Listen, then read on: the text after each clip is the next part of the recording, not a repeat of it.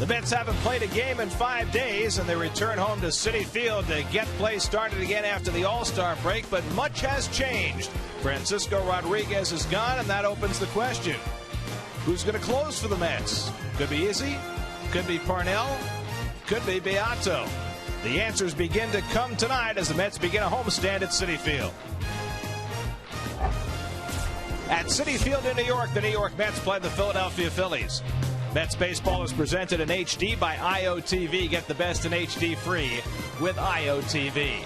And a pleasant good evening, everybody, and welcome to Citi Field. I'm Gary Cohen. Keith Hernandez and Ron Darling join me in just a moment as the Mets begin a 7-game homestand, a crucial homestand, with the first of 3 against the first-place Philadelphia Phillies. Since we last left you, the Mets have traded Francisco Rodriguez to the Milwaukee Brewers, and that opens up a spot in the closer's role. There are several candidates, and Terry Collins is going to have to figure out day-to-day just who's going to close games for the Mets right now. Well, right now it's going to be bullpen by committee. In tonight's game, though, it'll be Jason Isringhausen. And all of the 3 people that are candidates have their strengths and weaknesses. Izzy, of course, can't really go back-to-back right now at this point in his career. If you look at Pedro Beato, he saved games in Double-A, but when you think about it, he hasn't always had his A game from appearance to appearance. And finally, it seems like the most well-suited is Bobby Parnell, but he has a lack of experience. But really, that answer for who's going to be the closer will probably be coming really shortly. And I also think that Beato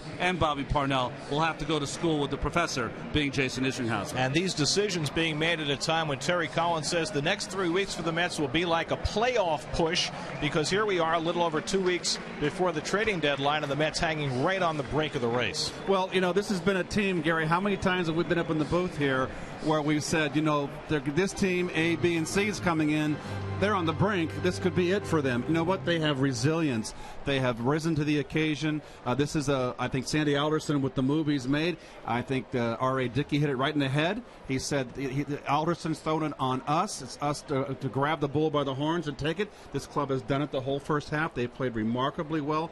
After that bad start, 9 games over 500.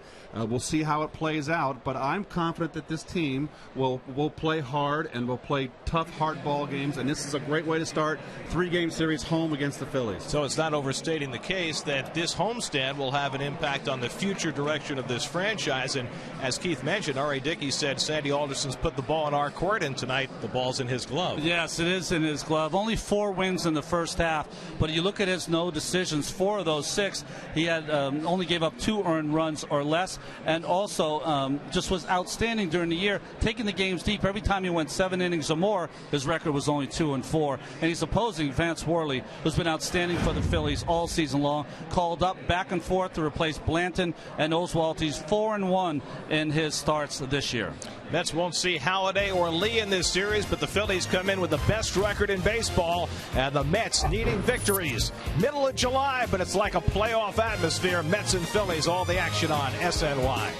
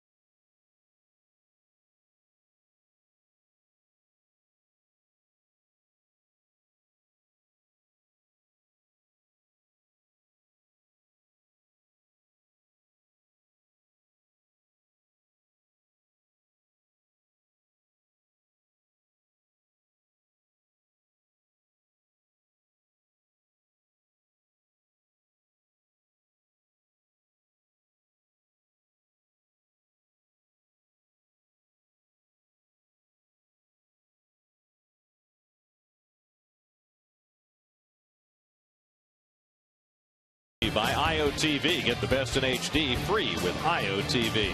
By Cadillac. Visit your Tri-State Cadillac dealer or CadillacTristate.com to learn more about attractive lease and finance offers. By Bigelow Organic Iced Tea is available in 4 refreshing flavors.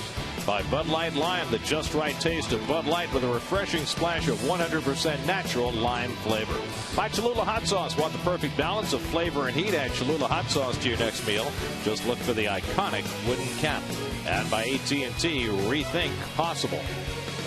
Hitting the road, take the Mets with you this season. Subscribe to MLB.tv today to see every Mets game live or on demand on your computer and your favorite devices. Visit Mets.com to order and get more details. MLB.tv.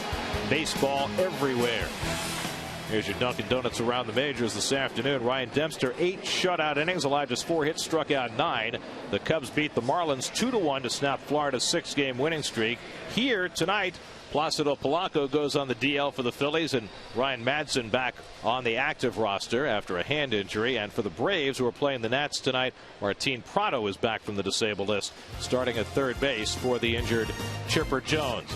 Mets getting ready to start the unofficial second half of the year, and the knuckleballer ready to go. The first pitch from Citi Field is coming right up.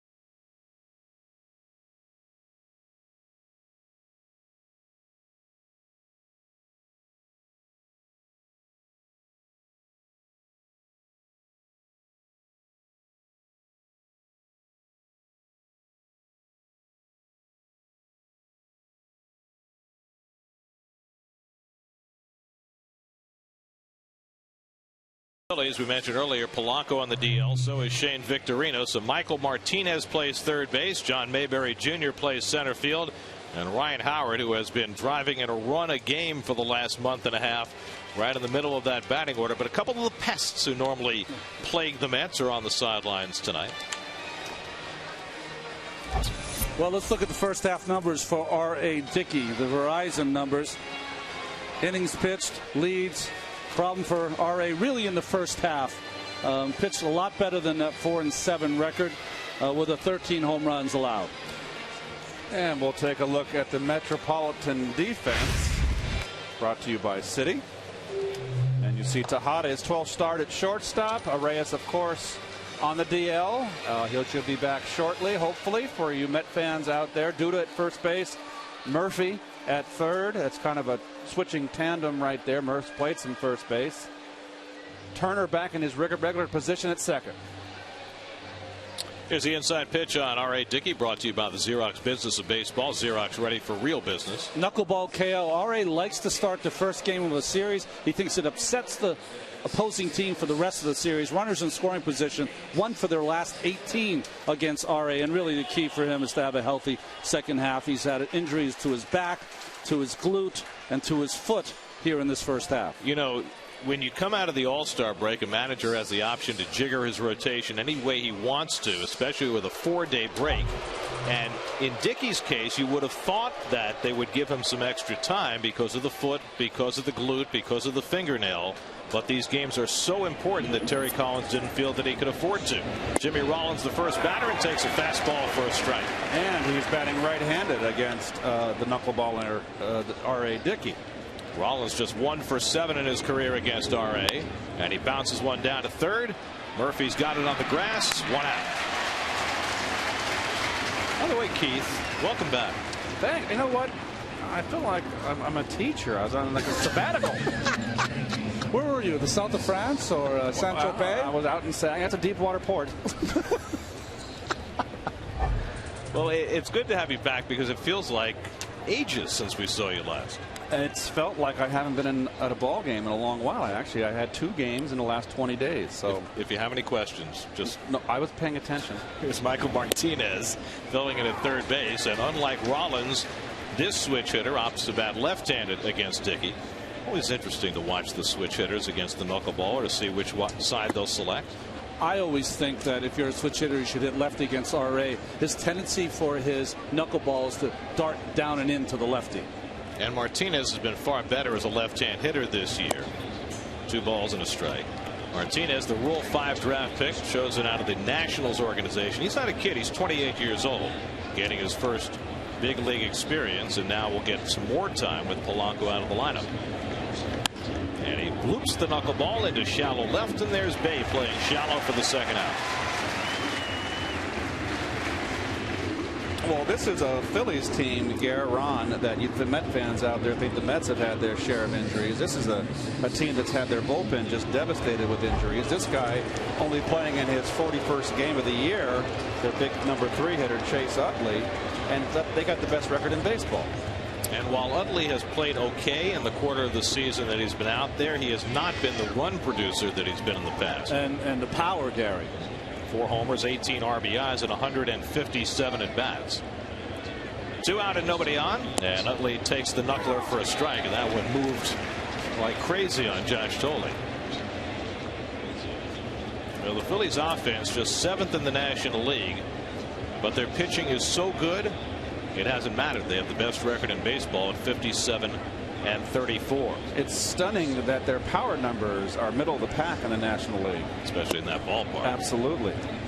But you know, part of that is missing Utley for a long stretch and him not hitting for the power that he used to. Rollins is not hitting up to his best home run hitting seasons. And even Howard, who was a 50 home run guy, has just 18 at the break. Below the knees to Utley, and it's 2-1. Utley has such a good eye, and there's their big bomber right there. Ryan Howard, gosh almighty, 72 RBI on the season, 18 home runs. He's an RBI machine. See the number of times the Phillies have used the DL, and a lot of that has been for pitchers. I mean, they've had Brad Lidge out all year, although they're hoping he'll be back in the next few weeks. So he was replaced by Jose Contreras, and he's out. He was replaced by Ryan Madsen. He's out, although he's just come back off the DL today. But they've had enough guys fill in that bullpen successfully that they've been able to keep their heads above water. Most recently, Antonio Bastardo, who's just been lights out as their most recent closer. And you know, Michael Stutes has really come a long way. He's been a very reliable relief pitcher for the Phillies. And the opportunity knocks. These guys have come up and stepped up and answered the bell. 3-2 to Utley with 2 out and nobody on. And he goes down swinging to end the inning. R.A. Dicky with his first strikeout gets him out 1-2-3, and the Mets will come to bat against Vance Worley when we come back.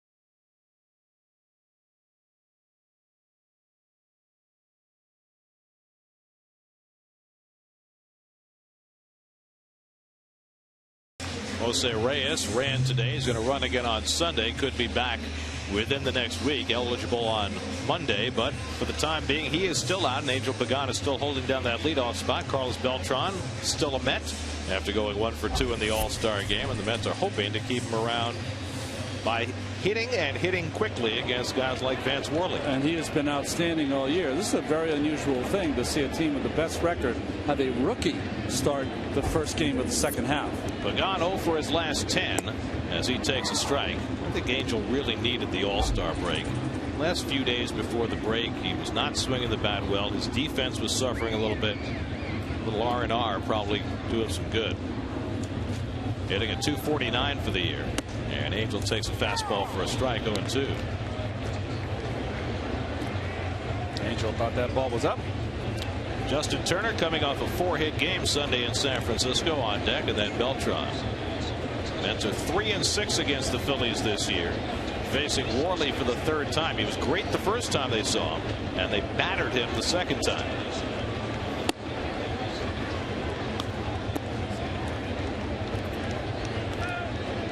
Been used all over the place in the batting order this year. But will hold down the leadoff spot until Reyes is ready to return. In there for a call, strike 3. So Pagan down looking, 1 away. Well, that's been Worley's equalizer against the left-hander. He throws it right at him and ended up right down the middle, caught a lot of the plate. Up in the strike zone. Worley's the kind of guy, as you look at the Coors Light Philly defense, Worley's got to keep the ball down. You can see the Phillies fielding percentage. I don't take much stock on that, but they are tied for the lead with least amount of errors in the National League. Now that says something. 45 errors in 91 games for Philadelphia. Here's Justin Turner. And he went into the All-Star break with a bang with those 4 hits in San Francisco Sunday night.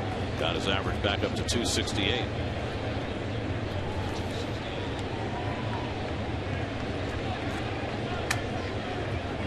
23-year-old Vance Worley, and Turner fouls it off 1-1. You know, when you watch Vance Worley, you'll see his glove really kind of gyrate as he tumbles that ball in his glove, almost like he's cracking a safe. And the reason he does that is that way you don't give away the pitches. If you do that all the time as you're fumbling with the ball, the hitter does not know what you're going to throw. Turner loses the bat, skims over the third base dugout, and everybody appears to be okay. Or not. That got her in the side. That hurts, doesn't it? It bounced off the dugout first and then came skimming over those front row of fans who ducked out of the way. Oh boy. So Justin looking over there and hoping that everybody's all right. It's better to be hitting the ribs than in the coconut, I tell you. How much better? Well, I know either prospect's not so good. Popped up into foul ground comes Ruiz, 2 away. It's a good thing Ruiz got there because Ryan Howard was nowhere in the neighborhood. Well, that's what happens when you have a catcher as talented as Ruiz, who just takes charge. Sometimes you let him get everything, I guess. So 2 out. Here's Beltran, who got the National League's go-ahead rally started in the All-Star game. Got an infield hit. Later in that inning, Prince Fielder hit a 3-run homer, and the National League won for the second straight year. Worm his turn. Ball 1 to Carlos. Leading the National League in doubles, 8th in the league in RBIs, and the subject of much trade speculation. And leading the Mets in games played. How about that? 90th game of the season for Carlos. And of course, that's one of the things that has so many teams interested, the fact that he's proved himself to be a reliable commodity this year, which certainly was not a known fact when the year began. Look how Carlos is very loose with his hands, flicking his fingers. That's something that I did. It's like in any sport, tennis, golf, you don't want to choke the bat. You just want to have a relaxed grip. The only time you come and tighten that grip is almost at the point of contact, and that gives you your wrists. So you're relieving the tension. Is that what you're saying? Absolutely. Carlos likes to swing in 3-0 counts, but this one's too high, and he's aboard with a 2-out walk. 48th walk Beltran has drawn this year. That's in the top 10 in the league. In fact, the Mets have drawn more walks than any team in the league, and the Phillies have issued fewer walks than any team in the league. Here's Daniel Murphy. There's Reyes. He ran today. He's going to run the bases on Sunday, and then they're going to have the big conference to figure out what to do from there. Terry Collins said maybe he'll play a rehab game in Brooklyn, maybe not. But the inference that I got today, I think we had assumed all along that Reyes wouldn't be back until the road trip that begins a week from today. But it sounded today like he might make it back during this homestand if all goes well on Sunday. I watched him take BP. He had outstanding rounds of BP. Hit the ball hard all over the place. You want to be very careful. You don't want to bring anybody back too quickly on a hamstring, because if he re-injures that hamstring, it's going to be double time coming back. So you want to make extra sure. And I think Terry Collins said it, that with the way Reyes plays the game, maybe we take an extra 3-4, maybe a week for Jose. Meanwhile, David Wright tonight is playing his first game on rehab down in the Florida State League, and there's a chance that he could be back within a week. Reyes still leading the league in hits, even after now missing 11 games. Ball and 2 strikes. In fact, it's the first time that any player has ever led his league in hits at the All-Star break, despite missing 10 or more games. I see Ike Davis is here, and that's very concerning what happened to Ike here. Cortisone shot of the ankle. He won't run for another 3 weeks, and it's looking more and more, unless something significant happens in those 3 weeks, that he's going to be facing surgery. Murph takes one the other way, foul. Meanwhile, Murphy just keeps on hitting. 10th in the National League in batting, hitting at .305. .354 over the last 7 weeks. He's driven in some big runs, hitting .345 with runners in scoring position. Outstanding. Very widespread stance. A lot of hitters hit with that style today.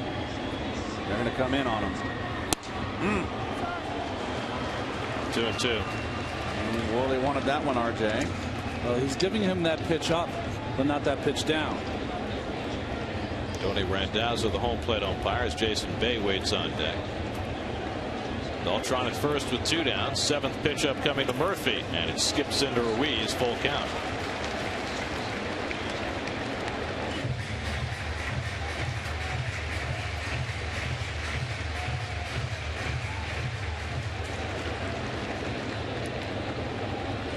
So now Beltran will be in motion. Howard playing behind him.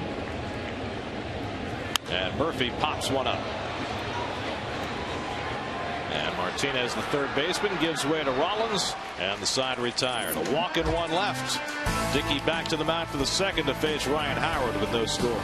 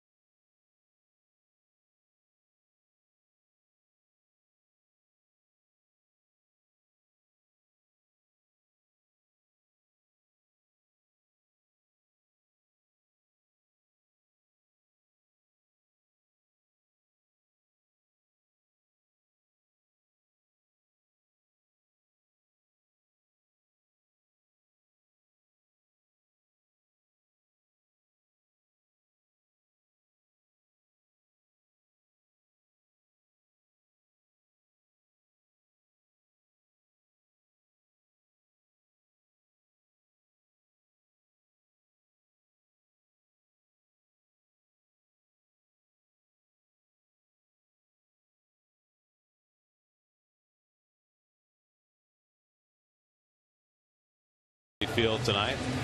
Not the only one of the 86 Mets in the house. That's right. Daryl's here. Jesse Orosco is going to join us in the booth later this year, but it's always special to have Doc here. And folks, we all know that Doc was very adept at pitching, but I want to let you know he's doing something he's very adept at also. He can eat.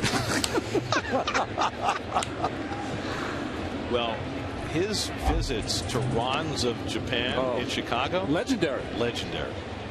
I mean, that was a money-losing proposition for the restaurant every time.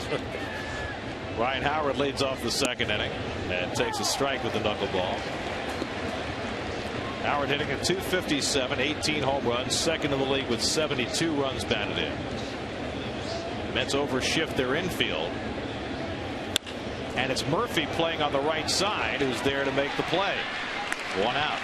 Mets have done this a few times when they've overshifted, left the shortstop on the left side and overlapped the third base. Well, the reason for this, and originally I kind of was flippant with it, is that you're getting your best defense on the left side of the infield with Tejada playing a position he's familiar with, has better range than Murphy. So Murphy's kind of sandwiched in between Turner, and Tejada has less responsibility for catching a ball going left to his right or right.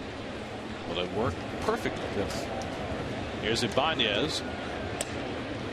Raul Ibanez, who has had a hot and cold season, started about as cold as you could be, then got on a hot streak, got cold again, but right before the All-Star break, hit .360 over his last 5 games.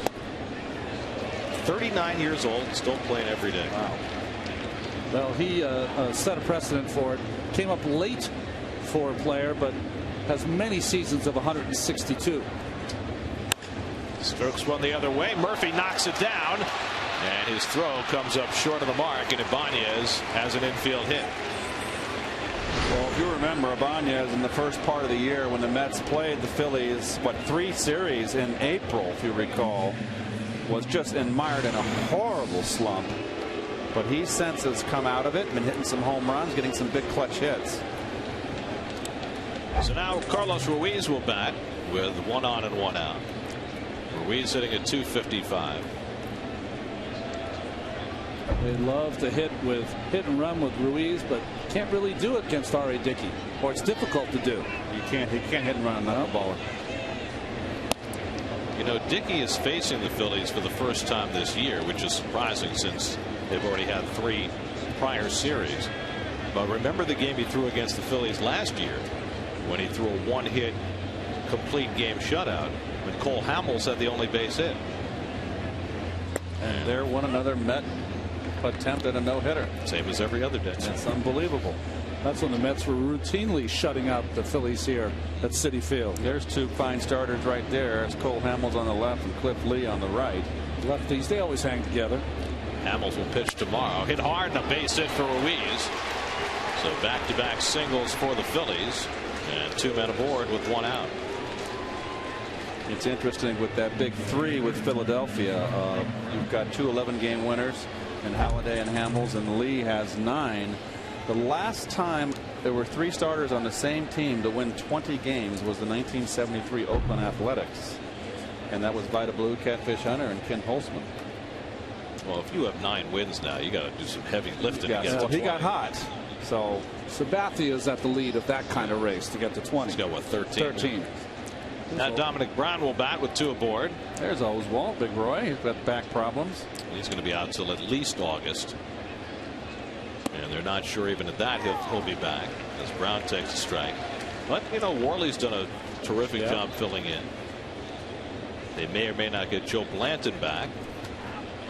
And they've got Kyle Kendrick in the 5 spot in the rotation. The Mets will face Kendrick Sunday.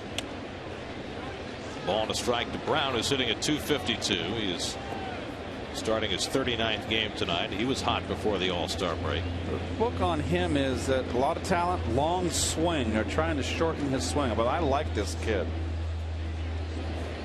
Amazing athlete who came out of the same high school in Georgia as Brandon Phillips, football and baseball star. You know, Keith, you say that he has a long swing. That's why John Mayberry Jr. on deck. That's why he's dangerous to the knuckleball to R.A. Dickey. That long swing against that 75-mile-an-hour knuckleball. Kind of like a slider speed back. Is that the knuckleball speed back? There you go. 3-1 now to Brown. These are two fine young prospects here the Phillies have, in Dominic Brown and in the on deck circle, John Mayberry Jr. With that ballpark, two big kids like this, left and right hand hitter, my goodness, that could be the future middle of the order for this club.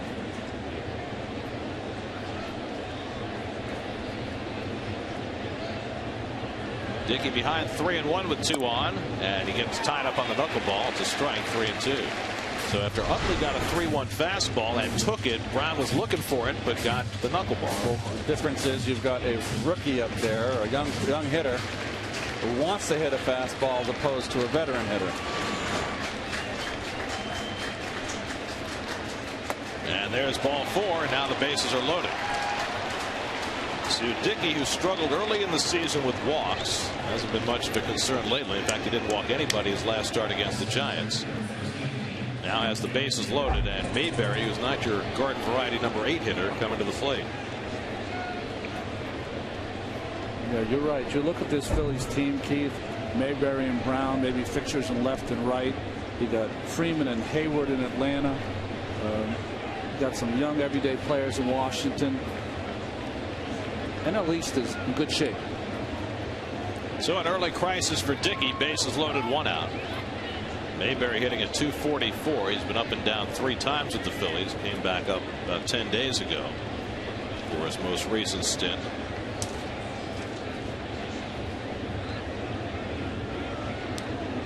Got a little more crouch since we last saw him. I was just going to say that. He really has changed his stance. He was his full 6'5", 6'6" when he stood in the batter's box before. Now is crouching down, open stance. 9 of his last 10 hits have been extra base hits. Mets do not need that right now. Got the fastball and bounced it foul, 1-1.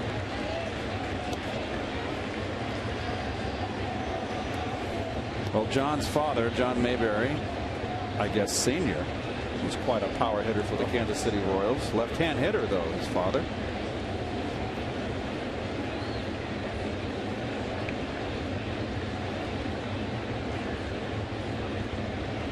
On 1-1, Mayberry gets another fastball and swings through it. So he gets back-to-back fastballs. And Dicky's ahead in the count. So sink on that.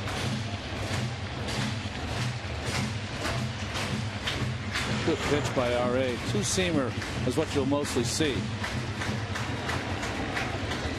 Dicky's been able to shut off the valve when the threats have arrived these last 4 starts. Ahead on Mayberry, 1-2 with the pitcher on deck. And it's fouled down the right side. Now to play. Really playing the infield defense to pull with young Mayberry up at the plate. See Turner at second base. Way up the middle. You know, guys, as a pitcher, though, you're saying to yourself, okay, don't be tense. All you got to do is get this hitter out. Get him out through the inning with the pitcher on deck.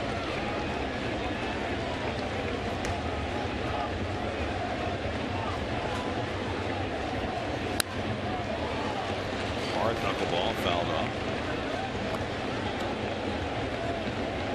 There you see why the defense is in a shift, basically. Wow. Not a shift, but really playing. I mean, Murphy's way off. Duda's way off the line at first base, and look at Tejada at short. And Pagan awfully shallow in center field for a guy with Mayberry's power. Awful shallow for Pagan, who always plays a deep center field. Again, the 1-2.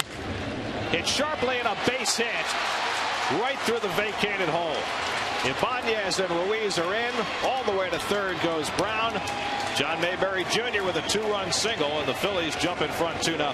Well, there's a situation right there. I believe with that, those hit stats we showed you were his location of his hits were predominantly to left field. I agree with this, the way you play your defense, but I think with 2 strikes, Ronnie, maybe you kind of want to go a little straight up, a little bit more, because a hitter is more inclined to go up the middle. It's also 2 strikes. It's also difficult, Keith, to play a traditional defense against defensive charts when a knuckleball pitcher is pitching. Because you don't know how that knuckleball is going to move. This one moved away, and he went with it, and he drove in 2 runs. Now Vance Worley, the pitcher, will step in. 2 for 15 at the plate this year without a sacrifice bunt. And up there to swing and takes a strike. Well, Worley, a pretty good swinger, if I recall. Swings the bat well. Looking for his first major league run batted in.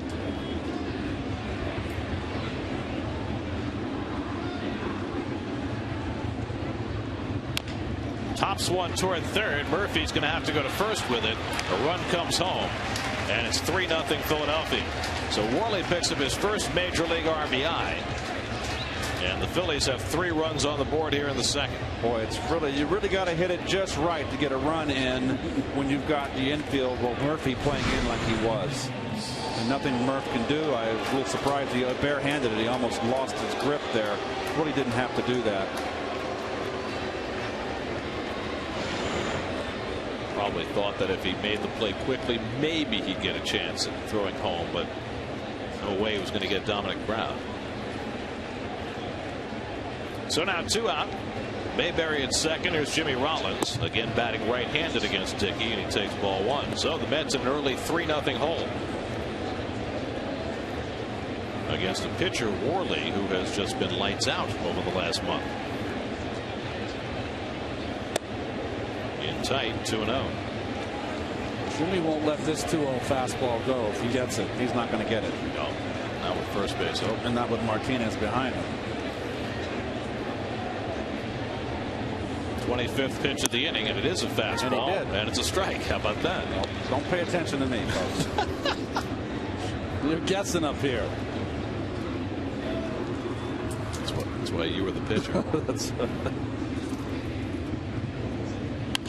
And the knuckler hit out to left center, and over comes Pagan to put it away and end the inning. But a big inning for the Phillies as they put up a 3 spot against R.A. Dickey.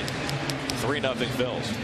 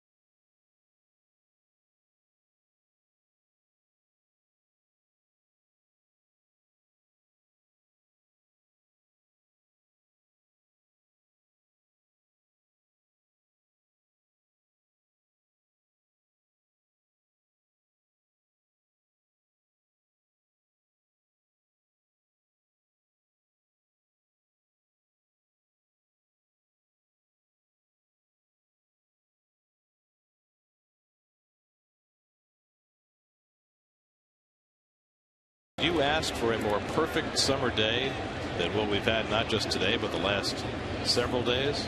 Perfect time to be on vacation, you know, which we all were, it being the All-Star break and all, as Jason Bay leads off for the Mets in the home second inning.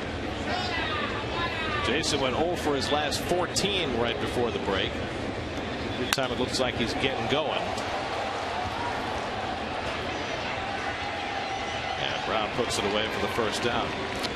So, you know, we had our time off. That's at a 4-day All-Star break, and players, of course, had their time off. Now, these days, when you have a vacation, you don't have to worry about keeping yourself in shape for the second half. But what about when you played? Did you pick up a bat during the All-Star break? Well, you always had a workout the day before coming back from the third day of the All-Star break before the game, before you started the second half. But I never did. It was an R&R for me. And always, most interesting was a game like this, the first game back, you always felt like you were in first gear for the first 5 innings. It took you a while to kind of get your motor running. That's why what Toronto did last night was pretty impressive, putting up an 8th spot in the first inning. I know.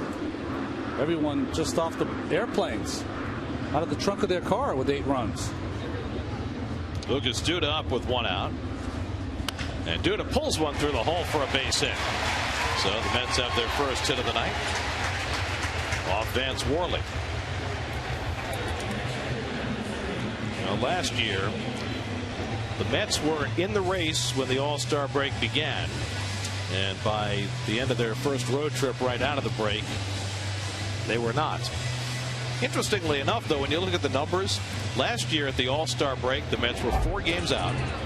They went 2-9 on that infamous road trip to California right after the break. And when that trip was over, they were 7.5 out, which is where they are right now. So they were actually in better shape last year than they were this year coming into the break. The difference is that so much more is at stake right now as far as the makeup of this team. And I think the other piece is that even though the Mets are only a game over 500, they have found a special chemistry, which has been lacking the last couple of years. Well, they like each other, and you can read into it. You read in the newspapers. I don't think this team wants to be broken up. They like each other. They play hard. They're pulling for each other. It's a reflection of the manager down there, Terry Collins. I can't say enough about him.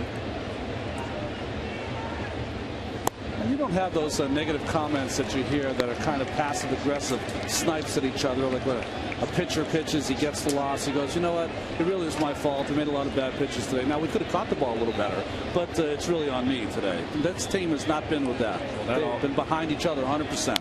That always smells of a loser, doesn't it? That's right. It always does.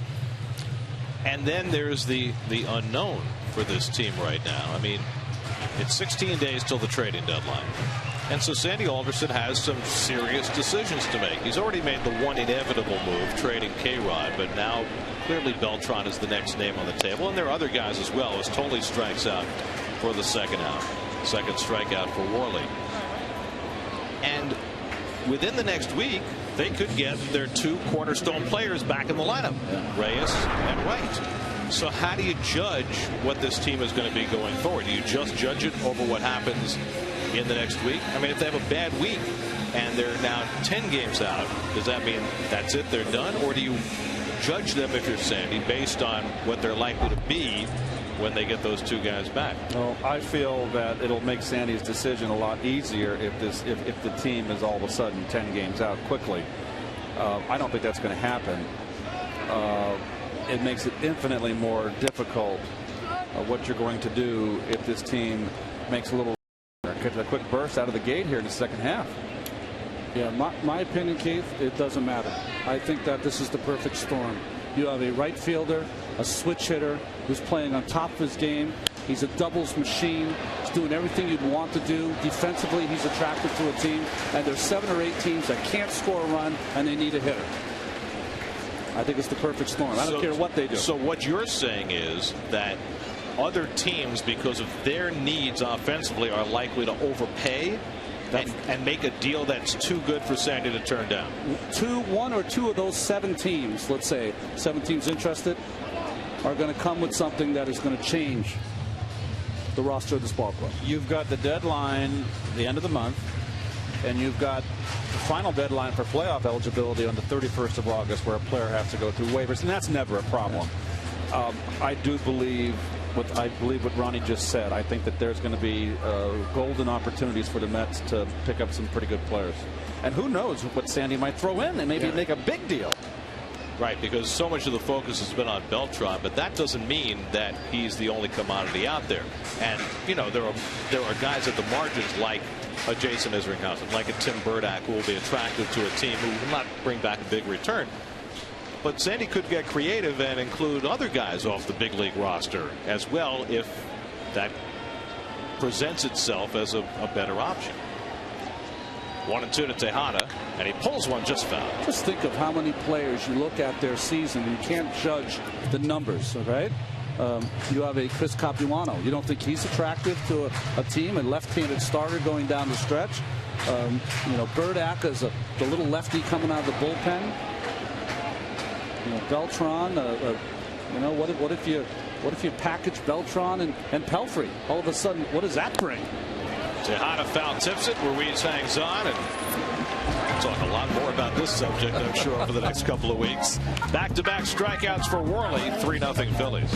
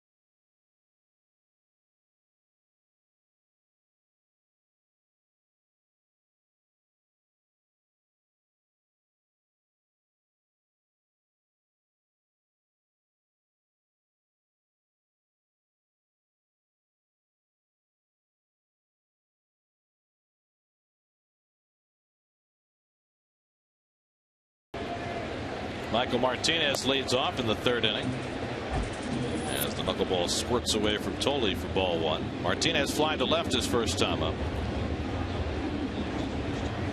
It'll be Martinez, then Utley and Howard for the Phillies in the third after putting up a 3 spot in the second. And Dicky falls behind again 2-0, and he's been behind a lot early in this game.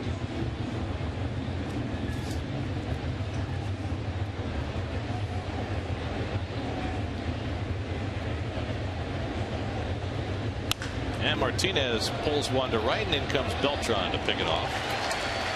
One away. The third inning brought to you by freescore.com. 3 credit scores, 1 place. Now Chase Utley will bat. Well, I asked Keith if he picked up a bat during the All-Star break when you guys were playing. How about you? Did you throw? Well, I always threw because I don't know, the #1 pitcher for the Mets in those days, he used to go to most of the All-Star games, so I always had to be ready. I would either start the game after the All-Star break or the next one, so I always would throw. If I was in New York, I know you guys remember Tony Ferrara. He would always play catch at the park down there on the east side. But if I was home, I'd occasionally play catch. Not only my father, my mother, when I was real young, could still have a game of catch, like real catch. You know, just throwing it 40, 50 miles an hour until she blew out a rotator. Then she was done. I'm not kidding. Really? Seriously. And my mom, in her infinite wisdom, says, "Son, I blew up my rotator, so yours would always be good." I never did blow up my rotator. So. Mothers, aren't they the best? Right? Sacrifices they make. Utley hits one toward the line. Long run for Bay, and he won't get there. Utley heads to second, and he's in with a 1-out double. They started out after that ball as though he had it lined up, but ball kept slicing toward the line. This is an opposite field Texas leaguer here. And that's just off the chalk. Oh, and inside on the grass and the edge there. And you'll take that when you're a hitter any day of the week. So the Phillies have their first extra base hit of the game, and Ryan Howard the batter.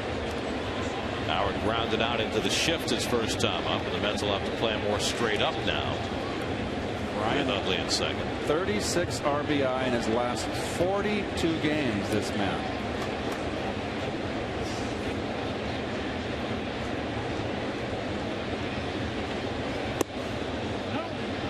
And it's stunning. It'll come into play tomorrow when John Neese pitches for the Mets. Howard's lack of production against left-handed pitching this year. He has not hit a home run against a lefty in 137 at bats. All of his home runs this year have come against right-handed pitching. Well, I think before, and correct me if I'm wrong, Keith, at least Howard against lefties would try to shoot that ball to left field, left center. But he's become, I think, a little more pull conscious against the left-handed pitching, and that's always a lose-lose situation. We saw those numbers there going back to 2006. Out to center field, hit well. Back goes Pagan to the track, and he runs it down. Terrific catch by Pagan, and Utley has to go back to second. Now Pagan had a couple of rough games in center field going into the All-Star break. This is a tremendous play. Well, this is out in Philadelphia, but guess what? We're here at Big City. And, geez, that was wonderful seeing that bug right there. There we go. Depot doing more on defense. It's not hidden this time. Howard made like thick works. And what a play by Pagan. Picks up the wall, knows he's clear. Two hands. Yep. So now Ibanez with two out and a runner at second. Ibanez got it started for the Phillies in the second inning with an infield hit. Ball that Murphy was able to knock down but not make a play on. We're talking about Howard and his problems against lefties this year. 271 career home runs, 65 against lefties, but none this year. That's hard to believe, but still tied with Prince Field. I almost said Cecil.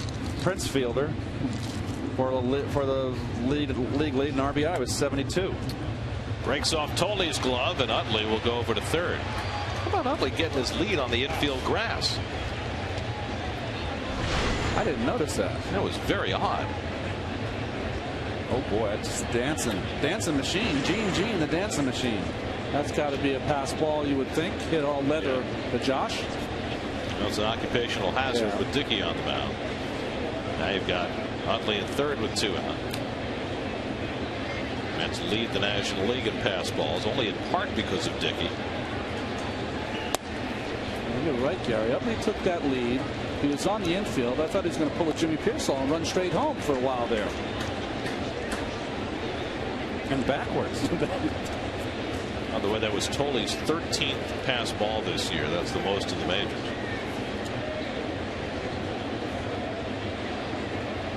Dickey behind again, 3-1, and Ibanez hoping for a fastball but getting the knuckler, and it's 3-2.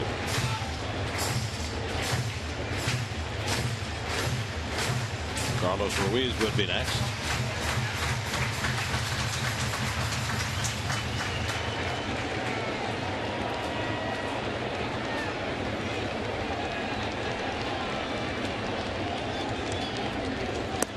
Strike three call. Got him looking at the fastball. So Dickey gets through the third inning with some severe assistance from Angel Pagan. Nice catch on the warning track to Rob Howard. And keep it 3-0 Phillies.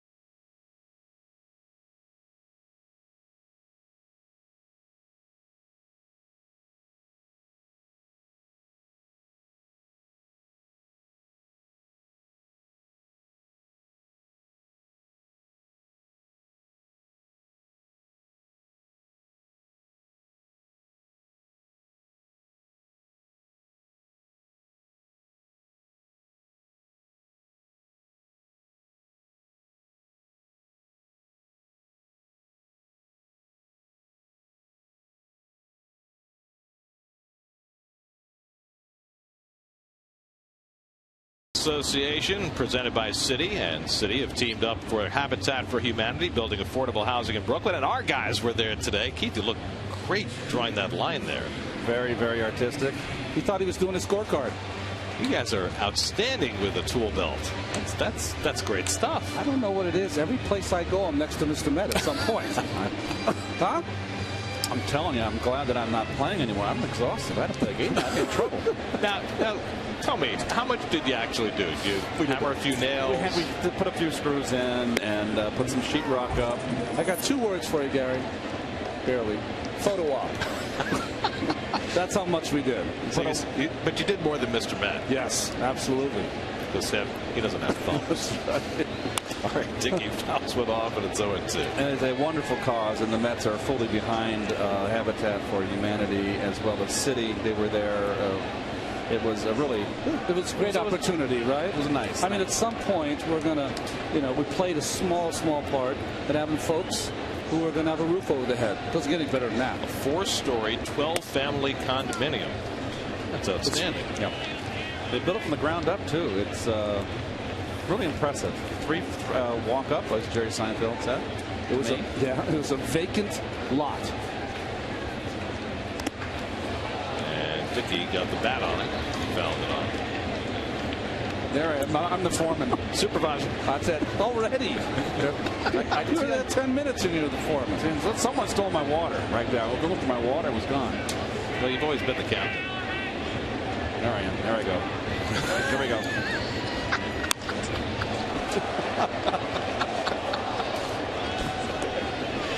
I'd say you're at the top of your game.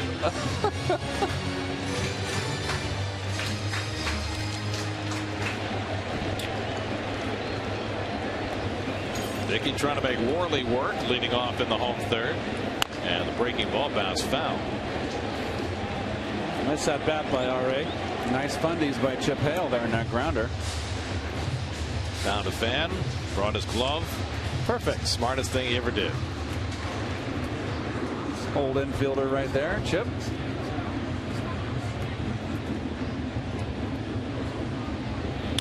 And Dicky lines one into center field. That's a base hit. Quite a turn at bat for R.A. Dicky. 7 pitches, and he winds up the board with a leadoff single. Get me over slider, R.J. Very rarely do you call starting pitchers gamers. R.A.'s one of those. Why wouldn't he be? Battled his whole career. Now let's see how he proceeds around the bases. He got to first base okay, but remember, he's still battling the foot injury. He's had the glute injury, so it certainly has slowed him down a tad. Angel Pagan went down looking his first time up. And Worley misses low.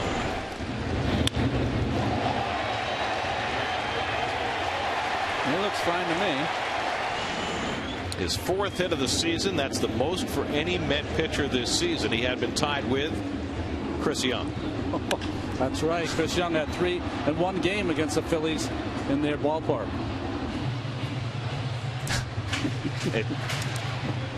Well, luckily, someone tied. It would have been bad. Chris had the lead all year. It took till July to overtake him. He hasn't thrown a pitch since April. 1-1 to Angel, and he grounds one slowly. Foul.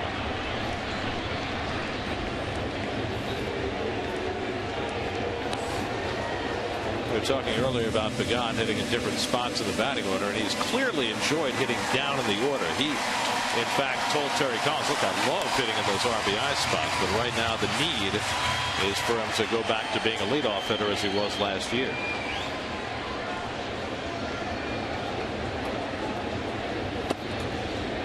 Which would beg the question that maybe he should, even though he seems like he could be a traditional #1 hitter, maybe he shouldn't think like a #1 hitter and just kind of see the ball and react.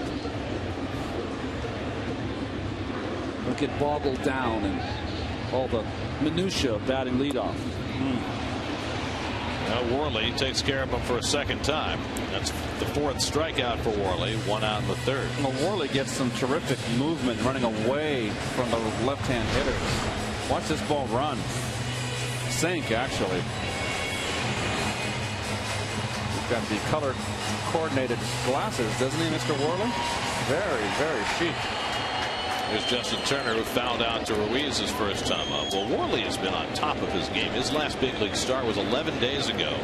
He threw 7 scoreless against the Marlins, allowing just 2 hits. Then they sent him down to the minor leagues over the All-Star break so he could stay sharp, and he pitched last Saturday 6 scoreless innings for Lehigh Valley and brought him back up. His last 4 big league starts, his ERA is 0.72. Turner floats one into shallow right, and that'll fall for a hit, but Dicky was going to be caught until Brown bobbled the ball. Dicky was in no man's land. It was heading back to first base because Brown deked him, and if Brown handles this cleanly, he has an easy force at second. Well, he one-handed it, and that's the problem. R.A. was running like not even knowing where the ball was. You know who deked him? It wasn't the right fielder. It was Jimmy Rollins who deked Dicky. Dicky had his eye on Rollins. Rollins deked him, but Brown couldn't make the play.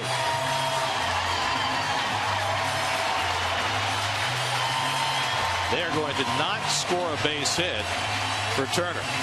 They're going to call that a fielder's choice error on the right fielder. No base hit. We have seen some odd scoring decisions. I've never seen that called before. No. Ball falls in the outfield, even if, well, I mean, you can make a justification for it, but I've never seen that before. Anyway, Beltran now the tying run at the plate in a 3-0 game, and he takes a strike. I'm protesting. I'm keeping it as a single. J.O. Next inning, Jesse Orosco will join us. Always good to see Jesse. And given the Mets' current situation of having to find a new closer, it'll be interesting to get Jesse's perspective on young players adopting the closer's role. 2 good pitches by Worley to start this at bat off. Carlos. He walked Beltran his first time up. Right back to Worley has a chance for 2. Rollins with the turn, and the 1-6-3 double play gets Worley through the inning.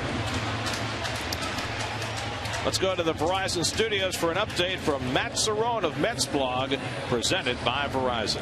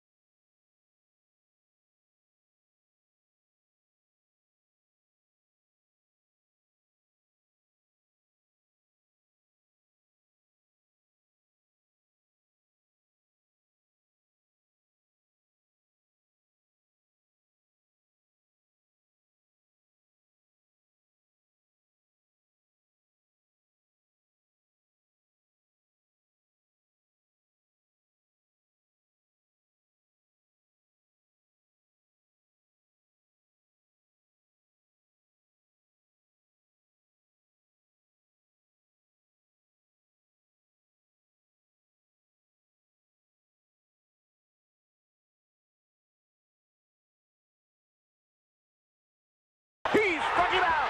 Struck him out. The Mets have won the World Series. And they're jamming and crowding all over Jesse Orosco. The dream has come true. And that same Jesse Orosco, who helped the dream come true, is sitting with us. Jesse, it's always great to have you here. How are you doing? Thank you. It's great to be here. I appreciate that. Part of the Mets Alumni Association. A bunch of the 86 Mets are here this weekend. Yeah, it's great. Darryl, Dwight, and Rusty, we're just, get some things done here and have a good time at it. Rafi Santana's here. Hey, Rafi. I'm sorry. I'll tell you, when I watch that pitched, I never get tired of it. Never get tired of you throwing your glove. And Jesse Orosco from Murphy, pretty awesome. I always like watching the old backdoor hook on Kevin Bass in Game 6. Well, that's all I had left. Is I remember somebody wanted to kill me if I was going to throw another fastball. Who could that have been? I wonder. Ruiz is retired for the first out. I always wonder when I see you throw your glove up in the air, where'd it come down? I have no idea. I'm wondering if it ever did. I got pummeled before it came down. I know that. You were a guy who came to the Mets at a very young age in the trade for Jerry Koosman, and you were around for a couple of years before you became a closer. And I find it interesting that you're here today because that's the big subject in the ballpark. Young guys like Bobby Parnell and Pedro Beato who might become closers. What was that like for you as a young player getting that role? Well, I thought it was great. A situation had come up. They needed a lefty at the time. I was, moving around the minor leagues a little bit, but get some innings in. Gave me an opportunity, brought me up. First time I came up, I was doing fine, but then I struggled a little bit, went back down, which was a good thing for me because I was young. Came back and I was ready to go from there. How difficult is that transition? I mean, you're a big league pitcher and you get some time in, but now you're asked to pitch the 9th inning. Was there a huge difference for you mentally for the way you approach your job? When you think about these guys who are trying to do that now, what advice would you give them? Well, I mean, you have to know what your role is, find out what your role is, and most likely the management is going to find out where you need to be at, and then, mentally prepare yourself for that. I know they groomed me. They did a good job of grooming me to get up, to get prepared for situations like that. And this is what these young guys have to do. Once they find out their role, that's all they have to think about now. Jesse, you had started in the minor leagues. You come up, you're relieving, pitching 2-3 innings at a time sometimes. But then when you finally had that 9th inning, that's all you're going to pitch. Did you warm up differently? Did you prepare differently, or would you prepare during the before the game differently to make sure you were ready for that 9th inning? Well, I knew my role, so I would start getting ready about the 7th inning and start focusing more on the game. Start doing some stretching in the 6th, 7th inning, and like early in my career, I was a lone closer, and then later on, Roger McDowell, we joined the same role together. So we both knew exactly it was going to be one or the other. And so we figured out how to work the system, and I thought it was great for me because it took a little bit less innings off me, but it saved my arm and it kept me strong every year. Anybody ever give you advice about being a closer, or did you have to figure that out for yourself? Some guys helped me out a lot when I just came up in 1979 and then back up in 81. Pat Zachary was here at the time, Craig Swan, Pete Falcone, and those kind of guys were, doing a lot. They saw me pitch, throw bullpens, and they liked what I was doing. So they figured, they'd give some advice. And it's great to get advice from the veterans. And like all these kids should be doing, they should be picking heads and getting what they can out of it. Jess, you always had your great curveball, or did you develop it over time? It took time. It took time. Actually, I changed my curveball in 1983 when George Bamberg was the manager. He saw the way I was throwing my breaking ball, and then he decided, he tried to change my grip and said, start doing this, get your forearm, your wrist, everything as strong as you can, and start snapping that thing. And so I went through spring training, and then I found out I was going to be the closer when Keith came in. Keith was traded that year for Neil Allen. Right. So then they woke me up and said, hey, Jesse, from the 8th inning guy, you're going to be the closer. Well, I remember facing you when you first came up with the Cardinals, and you threw very hard and always had a great fastball. Your fastball rose and rode in. You were never a day in the park. You struck me out. Yeah, but go ahead. Get to the one you want to get to, Keith. Come on. A slider. Get me while I'm here right now. Dodger Stadium. In the playoffs in '88, you got me. Yeah, but Keith got me with a big fly my first year. Oh, in St. Louis? Yeah. Oh, see? Oh, you didn't forget, huh? I almost forgot. Was that off the facing upper tank? Oh, you guys set me up. Oh, boy. Jesse, fantastic having you. Have a great time. Thanks. Here. Appreciate it. This stadium is gorgeous. Really did a good job on this, and you know, many a good year is going to come out of this. There it is. That's my favorite. There it is. That glove in the air, you perfected that, buddy. Oh, I thought that was it. It's a mask. Nazzo. That probably could hit me in the head, and I wouldn't have felt that. The mask. Thanks, Jeff. You're welcome.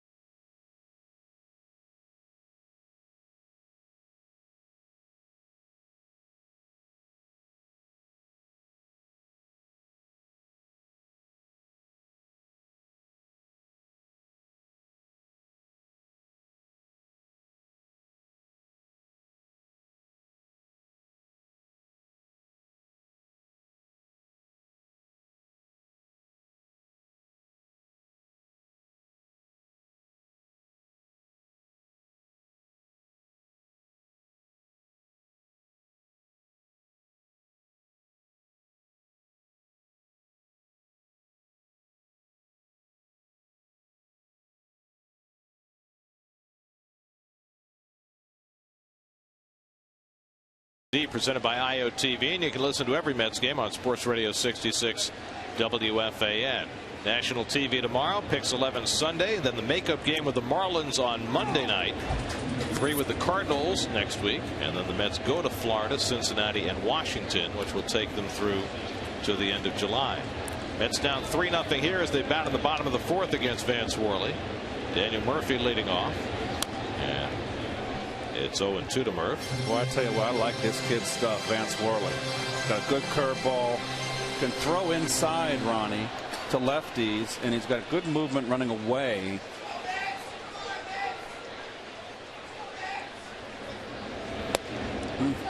Third-round draft pick out of Long Beach State in 2008. Worley made his first 2 big league starts last year. His 9th start of this season. Look at what he's done lately. Just extraordinary numbers.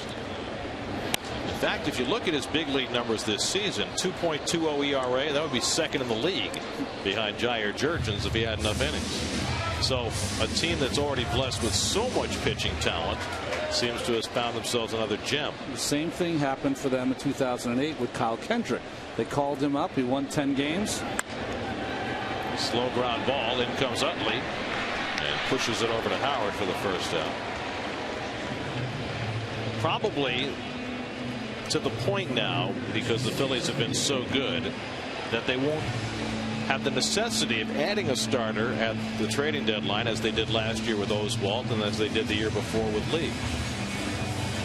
Well, look at those ERAs. Pretty impressive. And the Mets are going to miss Halladay and Lee. They'll get Kendrick on the getaway day. Where are you going? Well, that's their Their getaway day. getaway day. Excuse me. The rubber match. Oh. Maybe. Who knows? Are you trying to get away already? No. He just got here. They fly to right his first time. Jason now 0 for his last 15. Fits and starts. Fits and starts. At the Grand Slam in Detroit, and you thought, well, maybe that's it. Had the 2 home runs in LA, and you thought, well, maybe that's it. And just hasn't been able to put together any kind of consistent streak that makes you think that the old Jason Bay is back. And has really struggled against the right-handers. 217 coming into this game.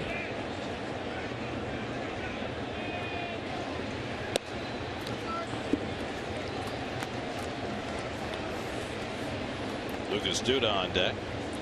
That's about 2 hits. Duda has one of the 2. Dicky has the other.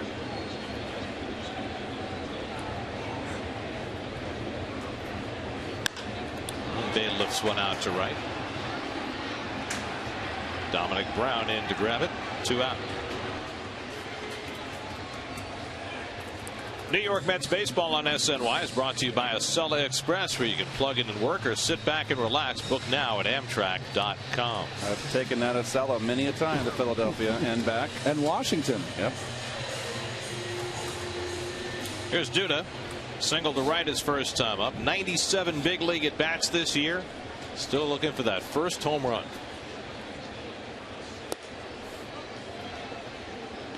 So big and so strong. You figure it's just a matter of time. Well, they've been pitching him away, and he's been content to hit the ball away, which keeps him in the ballpark. He had 4 home runs last year in September, and was hitting them with regularity in Buffalo this year before his call up.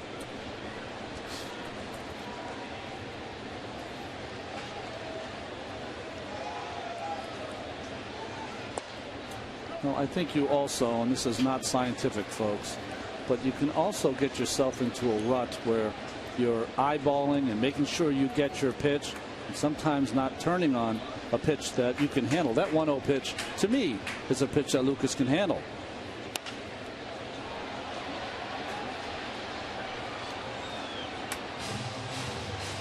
Josh Tolley would be next.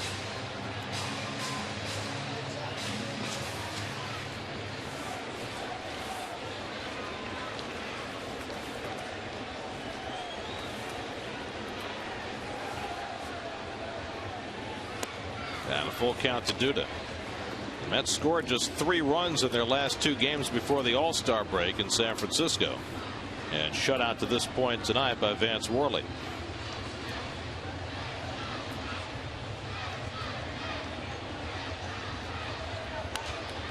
Duda fights it off.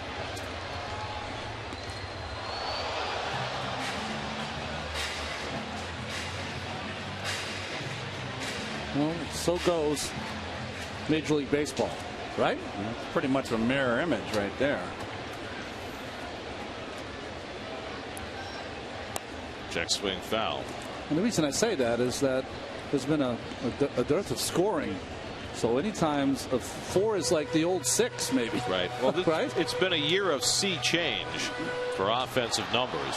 They're down across the board in historic fashion, really. 8th pitch of the at bat, and Duda lays off the breaking ball and draws the walk. Second walk. I mean, runs scored are down to the furthest point they've been in 19 years. Home runs down. Batting average, the lowest it's been in almost 40 years at the All-Star break. Walks, the fewest they've been in almost 40 years. And strikeouts, the most strikeouts per game in Major League history over the first half of the season. So from virtually every standpoint, pitching is back, and offense is at a premium.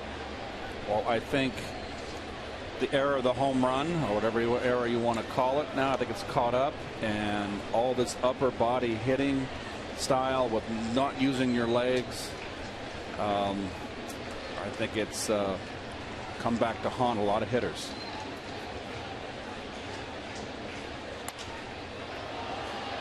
Oh, and 2 to Tolley. And I think also, we've seen a wave of good young pitching, because as much as hitters might have benefited in the steroid era, pitchers did too. Yes. I think with the expansion of 4 teams in the 90s too, it took a while to catch up talent-wise. I mean, you think about it. You think about now there's 12 pitchers, 4 extra teams. That's almost 50 pitchers that really didn't belong in the big leagues. And I think also you see it in the dearth of young power-hitting talent. The big, strong kids, they're all pitchers now. They're not being funneled into offensive positions. At least they haven't been for the last decade. Grounded right to Utley. And he'll make the play on Tolle to end the inning. So Worley, 4 scoreless under his belt. We move on to the 5th. It's 3-0 Philadelphia.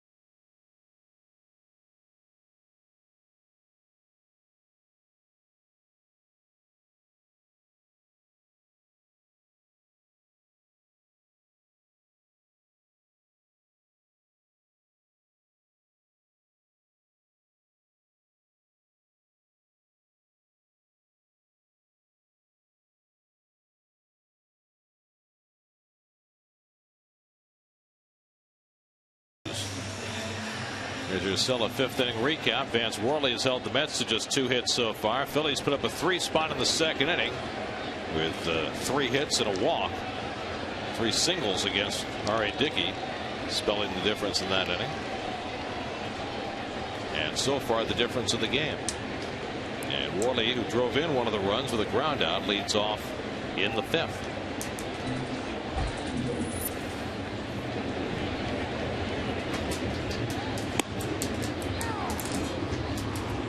Dicky had a nice bounce back inning in the 4th inning. Got saved by his defense in the 3rd on the fine play by Pagan, robbing Ryan Howard. Then he threw a 1-2-3 4th. And now ahead on Worley 0-2. Worley benefited from getting an RBI because he hit the ball too soft to Daniel Murphy. Sometimes this game is counterintuitive. That's right.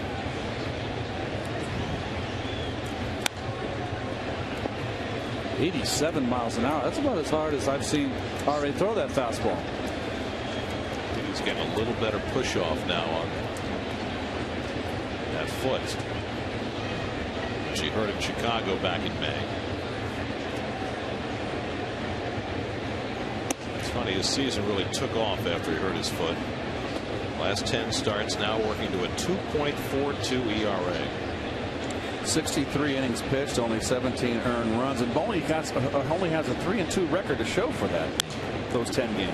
And if it wasn't for the complete respect Terry Collins has for R.A. Dickey, he'd talk himself into some of those starts, talk himself into staying in some of those ball games.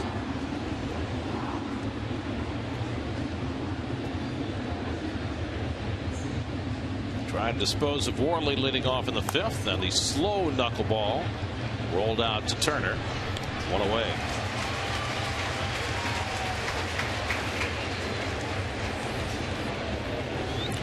breakdown of tonight's Mets-Phillies series opener, plus all the latest team news and rumors on Mets Blog, presented by Verizon, featured on SNY.TV, your online home of all things New York sports. Now the always warmly greeted Jimmy Rollins. And you know what? If he had been a New York athlete, they would have said, boy, one of the greatest calls of all time, right? Team to beat. He was right. Nobody beat him. Rollins 0 for 2 tonight, but he was hot going into the All-Star break in what has been a less than stellar year, but that's kind of been the norm for Rollins the last couple. Correct me if I'm wrong. He's a free agent, right? Yes, he is. He is. There's the talk in Philadelphia. This might be his last year as a Philly. But how do they replace him? They're going to go after Reyes? I mean, Ruben Amaro, the Phillies general manager, who has done such a great job of acquiring talent for this team the last few years, has said they don't have any money to make a move at the trading deadline. So if that's the case, would they have the money to go after Reyes? Well, they're going to, what, is Albanya's on his last year of his contract? Yes. So I'm sure that he will not be back. But they've invested so much in their pitching. Well, they do sell out every night. We'll see how deep those pockets are. 2-2 now to Rollins.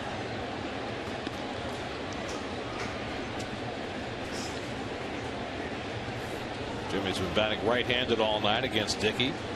Grounded out and flied out. And now pops one up. Totally hoping for a play.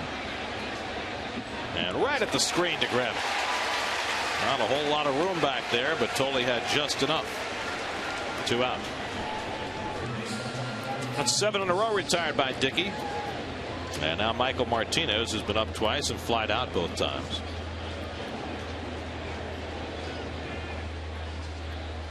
The Phillies with the best record in baseball at the All-Star break, and I was stunned to read it's only the second time in Phillies history that's happened. First time was in 1976. But I think it goes to show what a good second half team they have been under Charlie Manuel this last half decade. With all the success they've had, 4 straight division titles, they have been much better after the All-Star break. Yeah, the last time they won 57 games was in 1993, which that was a pretty magical year for the Phillies. Look at that. Between the 2 All-Star games last year and this year, 107 wins in 166 games. That's how dominant they've been, even without a dominant offense. Well, the last time that they had the best record in baseball at the All-Star break was 76, when they were 56-25 at the break, and that's the year that I remember I was with St. Louis. That we were rebuilding in St. Louis, and we were 20 games out, and by the end of May, wow, it was over for us. They just blew the league out, and they got beat by the Dodgers in the playoffs. The Reds. That's right, the Reds, excuse me. Martinez walks. Second walk given up by Dicky, who had retired 7 in a row. And so he's got to face Chase Utley with a man on. Boy, that was a tough walk there with 2 outs, wasn't it? Yep. Martinez has no power, no home runs on the season, and now you got a dangerous hitter in Utley.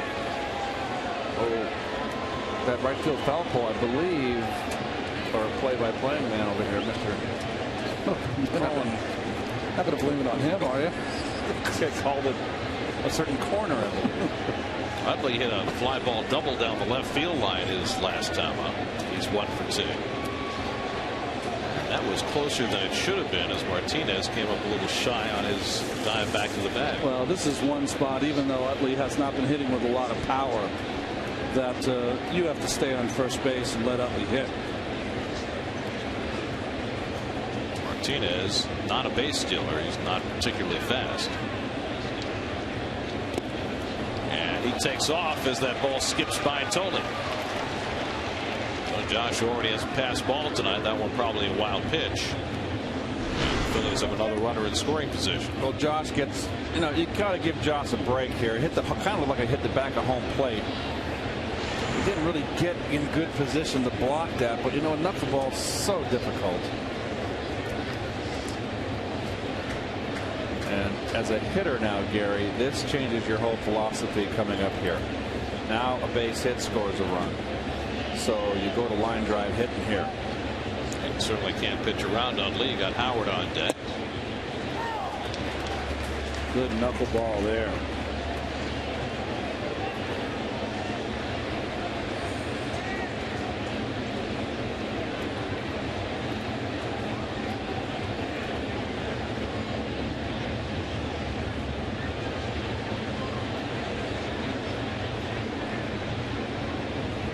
Now the 1-1.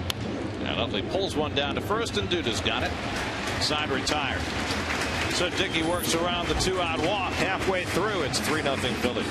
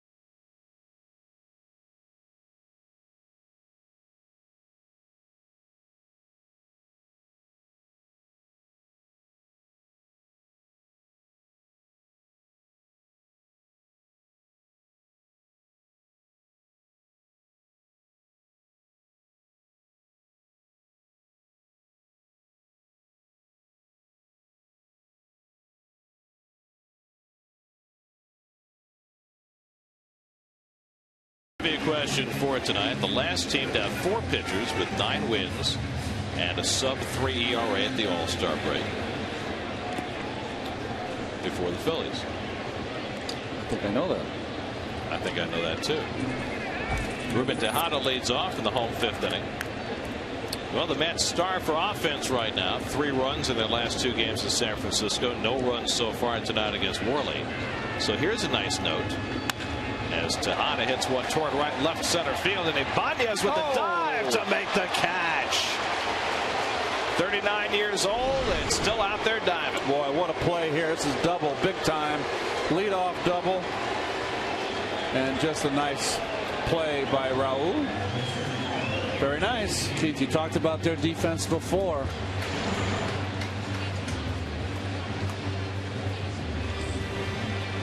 So one hard out. Now R.A. Dicky. Tonight in Lakeland, Florida, David Wright is playing his first game on rehab. And it is first at bat for the St. Lucie Mets. David doubled off the wall in left center. Okay, he's ready. Bring him on.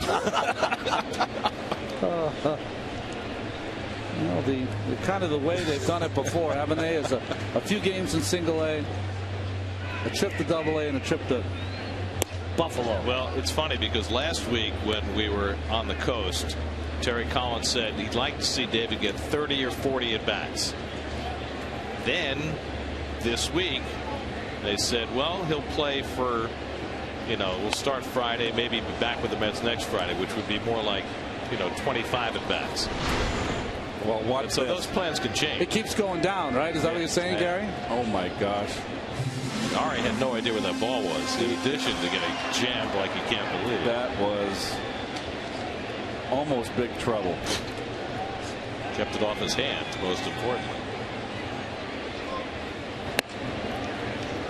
I guess what I'm saying is, with the Mets in an absolutely crucial portion of their schedule, with their manager comparing it to a playoff run this next week or two, if he has a day or two where he hits the ball off the wall a couple of times, might have to rush the schedule.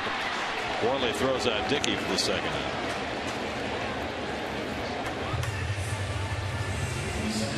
Most importantly, David appears to be healthy.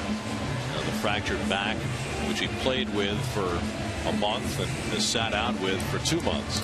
Well, that's the problem, isn't it, Gary? That there was no baseball activity on baseball activity. There was nothing at all for such a long time. I guess that is the reason that they think of those 25, 30 at bats. Here's Pagano, struck out twice, looking in the first, swinging in the third. And Angel fouls it back. Angel, you just watch his front shoulder, and that's from the left side of the plate. When Angel gets in trouble, he flies out with that front shoulder, his right shoulder, and it's evident, it's plain to see right now. When you throw that front shoulder out, your bat lags behind. It's this one out to left field, an easier one for Ibanez, and a 1-2-3 inning for Vance Worley, his first of the night. 5 in the books, 3-0 Phils.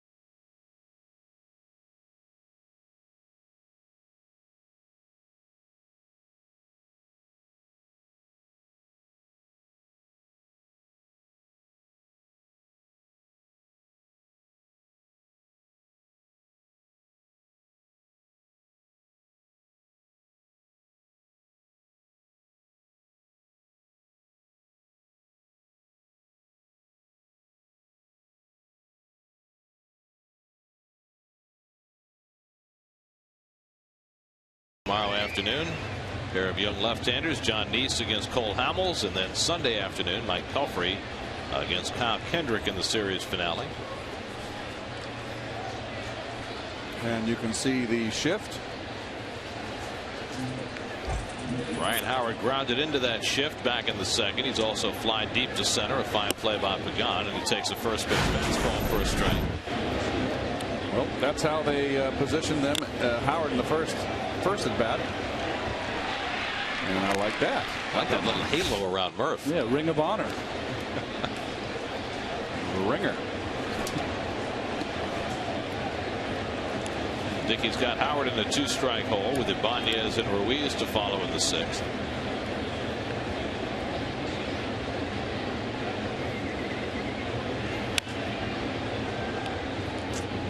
In regard to those rings, nice to know we got some different things for the second half, right?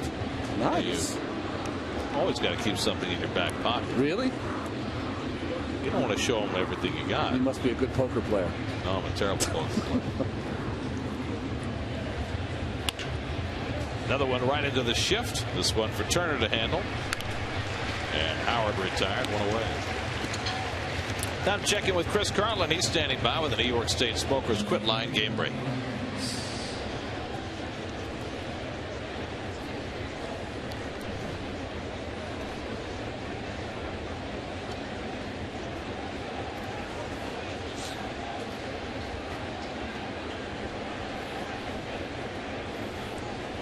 See what the second baseman was playing for the Tigers on that play? Jeez. It was almost in the right field fence. That's like that short field they use in slow pitch softball, right? Wow. Raul Ibanez infield hit in the second. Scored in that 3-run second inning. And he took a call third strike in the third. Dicky up to 90 pitches.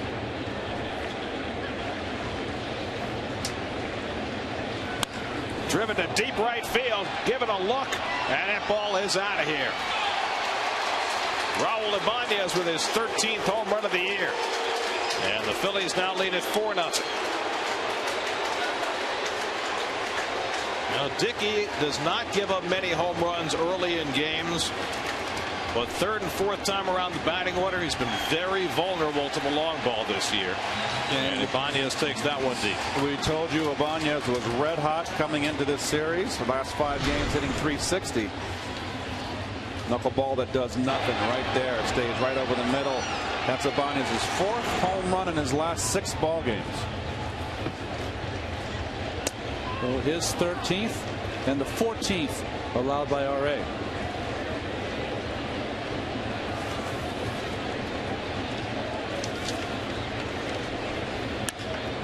Driven to right, overcomes Beltran, allowed to play it on a hop, and Ruiz has a base hit. So Ruiz has his second hit of the night, and the gas tank's starting to tick down on R.A. Dickey. And so Dan Worthen on the phone, and the bullpen will start getting up. The numbers on Dickey are stark. He has not allowed a home run this year on the first pass through the batting order. He's given up only 3 home runs on the second pass through the order, but he's now given up 11 beyond that, third or fourth time through.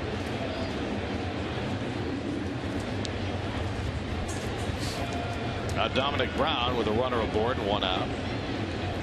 Brown has walked and scored and popped up 0 for 1.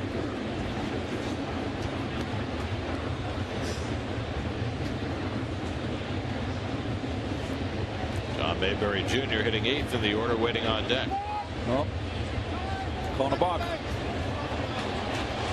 And Dickey unhappy with the call by home plate umpire Tony Randazzo, and he's going to argue his case. Yeah, he just said okay. Let's see, Ronnie. Oh, he moved his glove. He moved his glove from one position on his hip, moved it down along his leg. That's what they call the balk.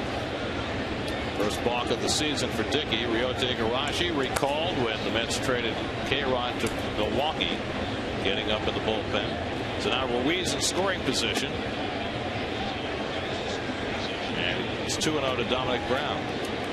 So the wheels starting to come off for Dickey here in the 6th inning. A home run, a hard hit single, and now a balk.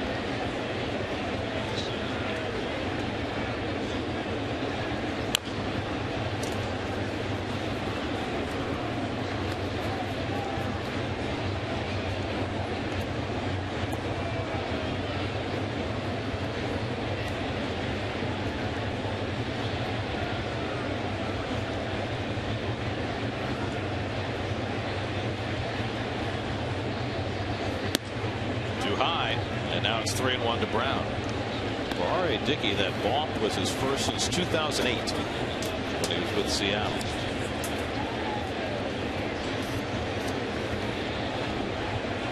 He's been behind in the count a lot tonight. 3-1 to Brown, and there's a strike with a knuckleball. 3-2. He's walked only 2. It seems as though he's had more than his share of 2-0 and 3-1 counts.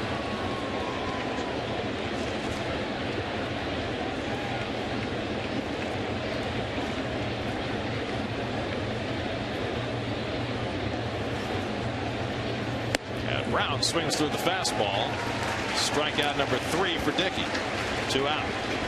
Well, that's 2 times now he's gotten strikeouts on a 3-2 fastball.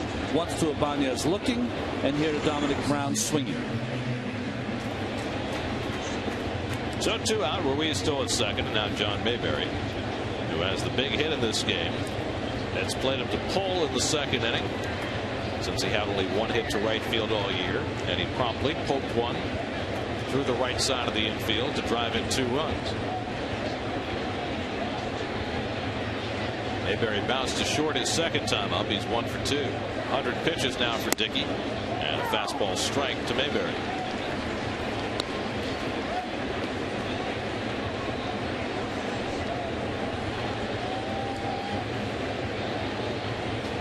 Tejada saying something, maybe there feels that they've got the code, and it's very simple to change that. Just change the code. You got a catcher running at second base, so anybody's going to know how to steal a sign, it's going to be him. Because the Mets used to think that the Phillies were stealing signs at Citizens Bank Park, and they would go to a complex set of signs even with no runner at second base. Well, that's what we did with the Cubs in '84, Ronnie. They were stealing signs. Little floater in foul ground. Duda coming over, and he makes the sliding grab to end the inning. Nicely done by Duda. But Dicky in a bigger hole now. Quite an inning for Raul Ibanez in the bottom of the 5th. He makes the great diving catch to take a base hit away from Tejada. Next 10th inning, home run is 13th, and it's 4-0 Phillies.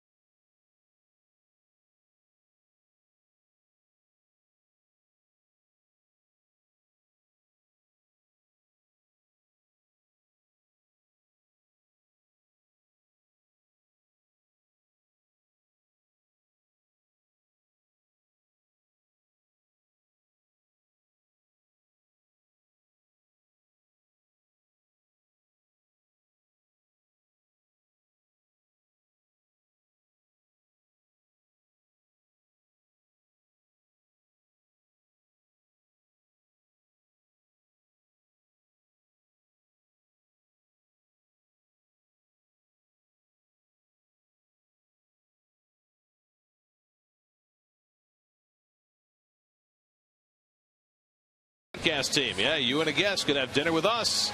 Then catch the Mets Marlins game in an SNY suite at Citi Field Thursday, September 1st. Plus, you'll be featured in a segment on Mets Weekly. All proceeds benefit the high school basketball team scheduled to play in the 2012 SNY Invitational. Just go to sny.tv/charity auction and bid today. The guys in the truck right now are up to 50 cents. So I'm surprised you got them that high. Justin Turner leads off in the home 6th inning and takes ball 1 from Vance Worley, who has held the Mets to just 2 hits over the first 5 innings, and this has pretty much been the norm for Worley over the last month. Turner 0 for 2, although he'd argue that he actually should be 1 for 2. Last time up with Dicky at first, he hit what looked like a base hit into right. If Dominic Brown comes up with it cleanly, he throws out Dicky at second for a force play. But Brown did not come up with it cleanly. However, they did not give Turner a hit. They charged an error to Brown. 2 balls and a strike to Turner with Beltran and Murphy to follow.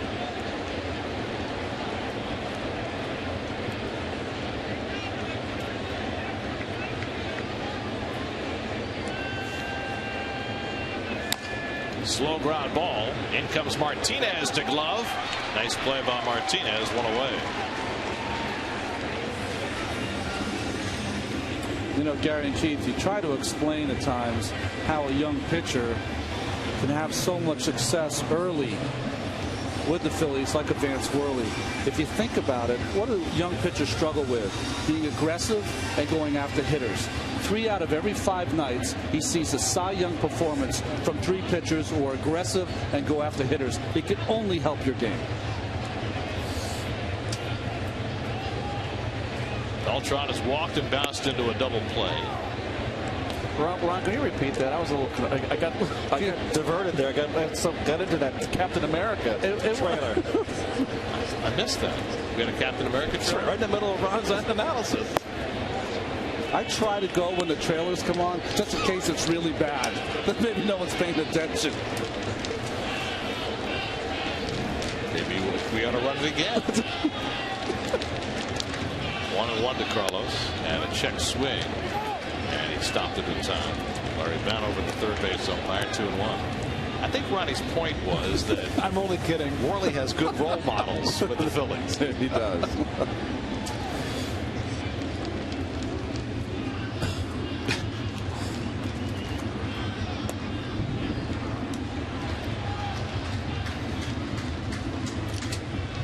And he's able to throw his off-speed pitch for a strike, and that obviously helps too. Too many 23-year-old pitchers have that ability. Beltran pulls one foul. Oh boy, that hurts. Hard to catch that line drive barehanded. Yeah, oh boy. And break your hand. Fingers.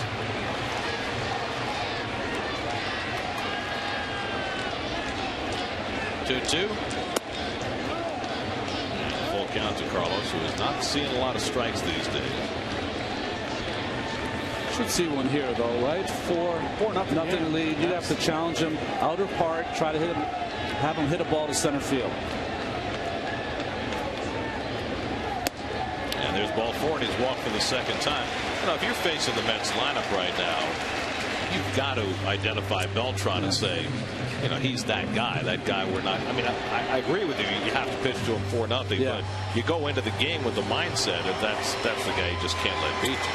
Well, Ron, and doesn't any game you ever pitch, didn't you look over the lineup and say, this guy, or this guy are the guys I got to watch out for? Yeah, and it's not as much about averages because we've talked about how hot and how well Daniel Murphy's been hitting. But Beltran is a game changer. Daniel Murphy might be an inning changer, but Beltran's a game changer. Murphy tonight has popped a short, grounded to second, 0 for 2. This night not going well for the Mets here, nor is it going well for them in Atlanta, where Martin Prado has come off the disabled list and hit a home run. And the Braves are up 6-1 on the Nationals in the 4th inning. Every day, the task gets a little tougher. Murphy pulls one foul.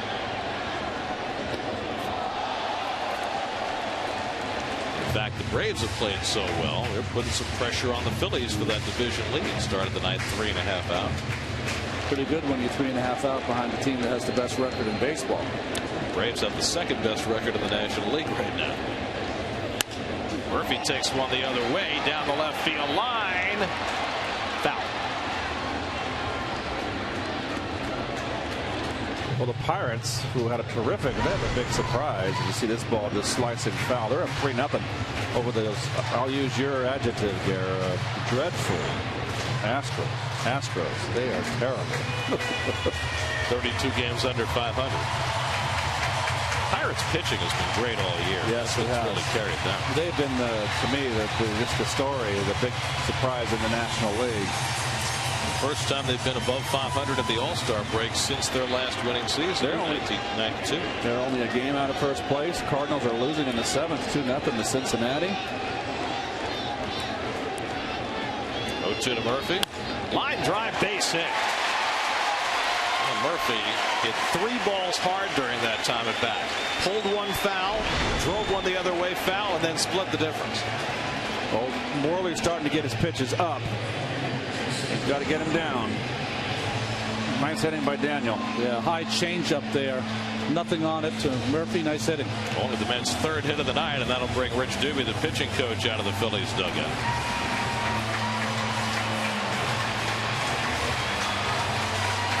You know Rich Doobie. I do. How has he handled this embarrassment of riches that he's got on his staff as the bullpen gets busy for the Phillies?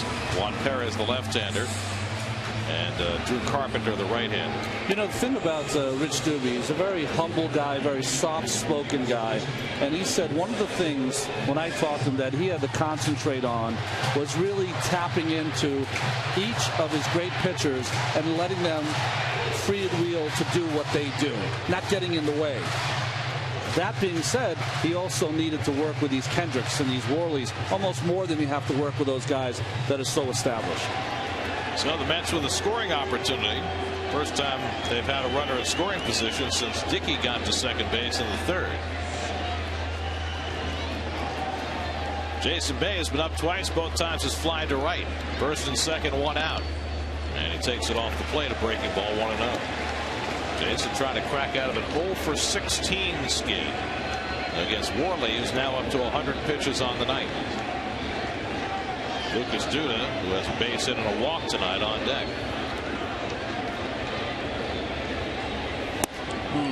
Good slider. I'll say one thing about Worley that I've seen in this game, and I've seen it before. I've watched him pitch a game on the Phillies network once, is that when he's in trouble, he makes his pitches. He's not a guy, you judge a pitcher how he pitches when he's in trouble. And what I've seen of him is he bears down. Ruiz got just enough of that to keep Beltran at second base.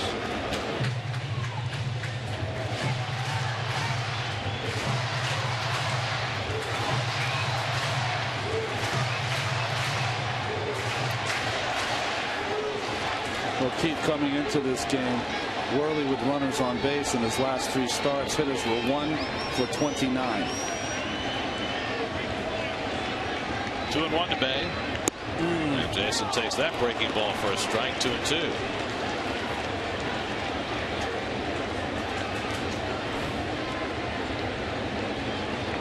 And Reyes can only watch.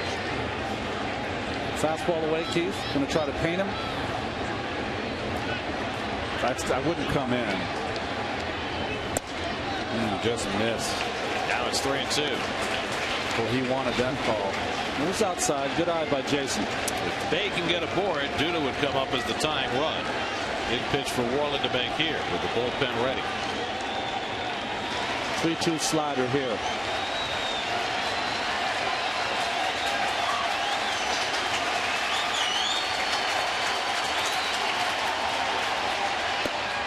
He walked him, and the bases are loaded. Close pitch. But Bay got the call. Second walk of the inning, 4th of the night for Worley. And the Mets have a chance here in the 6th. Down 4-0. Bases loaded, 1 out. And the decision for Charlie Manuel. Do you bring in the lefty to face Duda? Here he comes. Or do you run with Worley? He's going to bring in the lefty.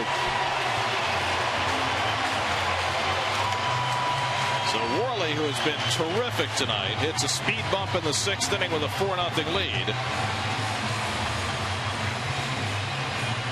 And he is presumably going to take his exit, although Charlie Manuel has yet to make a call to the bullpen. Now he takes the ball. Call to the bullpen brought to you by Lincoln. Worley exits. Lefty Juan Perez will come on. We'll be right back.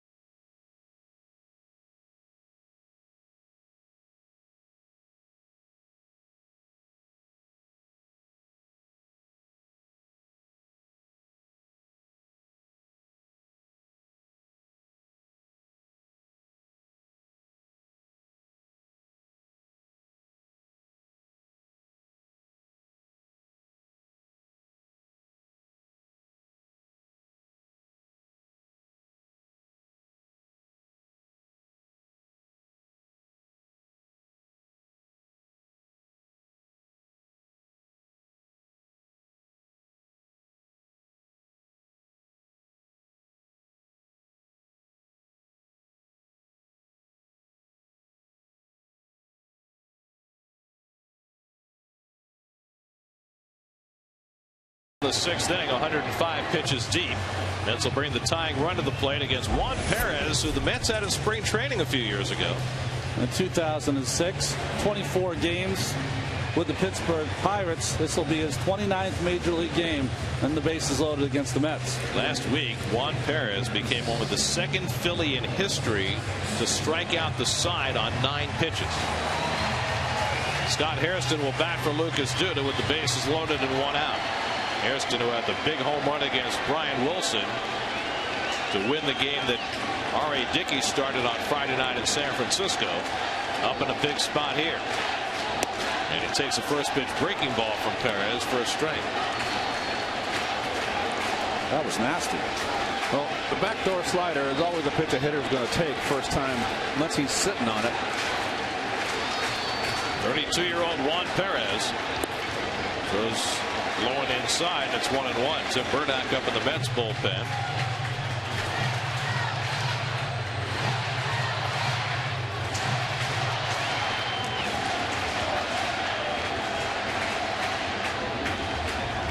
Hairston batting for Duda.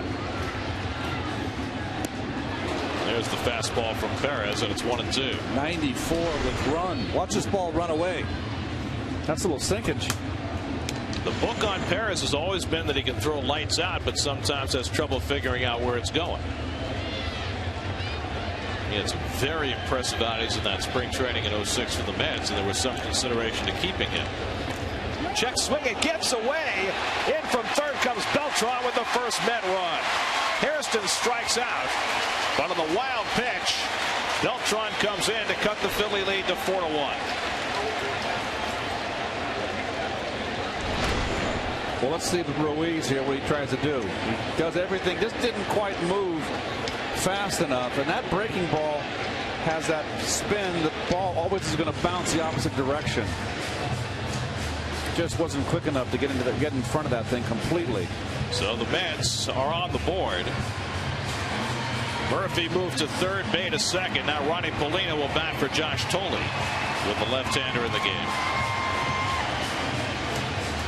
Of course, Hairston could not take first base because first base was occupied with less than 2 out. So he is out. And so Polina will bat here with 2 out and 2 in scoring position with a chance to get the Mets right back in it.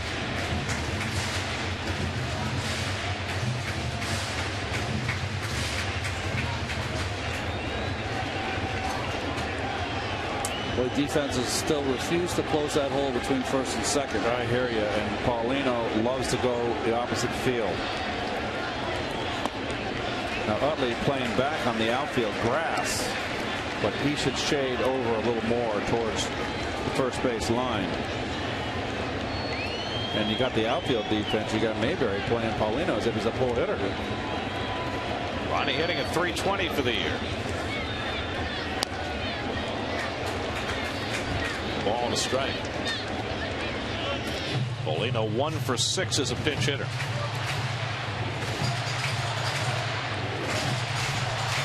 Ruben Tejada would be next. That's loaded the bases with 2 walks and a Murphy base hit. A run is in on a wild pitch. 1-1 to Paulino.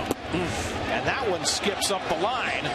And then comes Perez, the pitcher, to pick it up. And Murphy hold. No, Perez, Ronnie, correct me if I'm wrong. He's one of those pitchers that just rushes his motion. His arm speed gets way ahead of himself. And you have no idea where it's going if you're a catcher. Lucky for Chooch, that hit him in the left shin guard and went right back to the pitcher. Very fortunate. That ball easily could have been at the backstop. Ruiz just getting some experience catching Perez. Polino pulls one down to third, and Martinez makes the play, and that ends the inning. And the Mets will settle for 1 on a wild pitch after 6. 4-1 Philadelphia.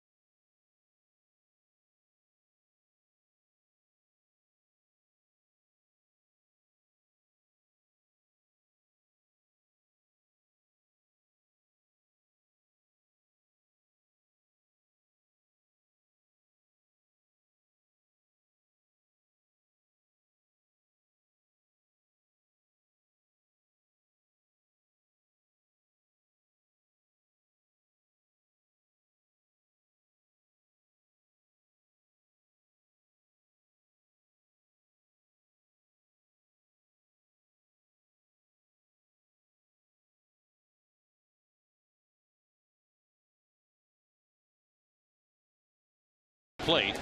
Daniel Murphy moves from third base to first base, and Willie Harris will play third base. So the Mets wind up using 3 of their 5 bench players to try to get back in the game. All right, Dicky will stay on to pitch in the 7th inning. And Pete Orr will bat for the pitcher Perez, leading off for the Phillies. Orr hitting at .230 on the year. First pitch swinging, and he grounds one. Tejada with a brilliant stop and throws him out. Turner, I should say. Terrific play by Justin Turner. One away. Well, ranging far to his left, just in the webbing. This is all about getting to the ball, ranging for that. And that's just a nice play. Boy, all the way around. That was nice. The little crossover to get him that added step, and the short hop. And got him by an eyelash at first base. Beautifully done by Turner. 1 out. Here's Jimmy Rollins, is 0 for 3.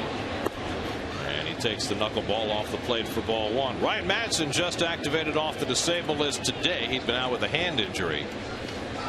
Charlie Manuel said before the game that Madson is his closer, but that he might use him in a couple of non-closing situations just to get him reacclimated. And that's an interesting call, because Antonio Bastardo had been doing such a brilliant job closing in Madson's absence. They've had to go 5 deep in the closer's role this year.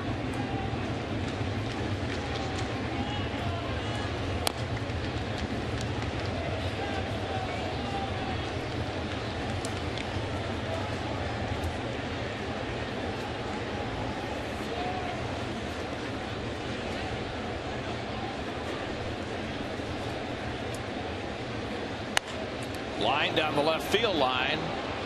Foul.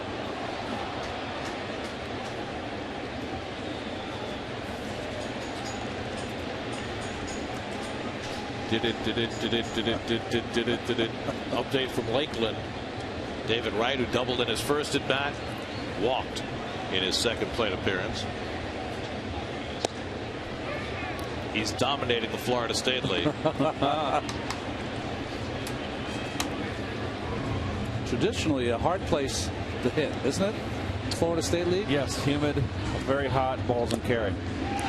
Dicky strikes out Rollins with a fastball. That's 4 strikeouts for Dicky, and the last 3 have all come on fastballs.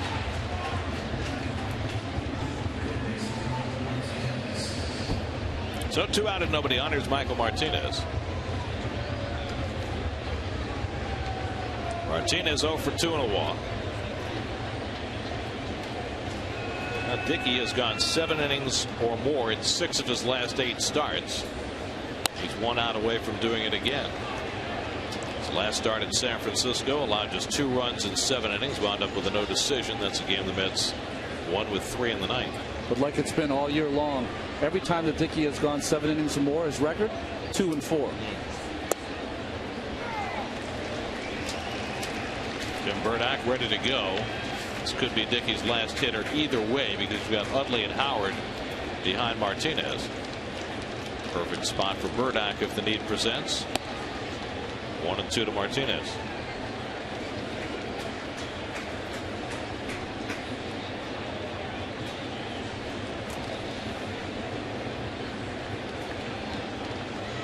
And the very slow knuckler, 59. I think that's a new record. Record because it registered?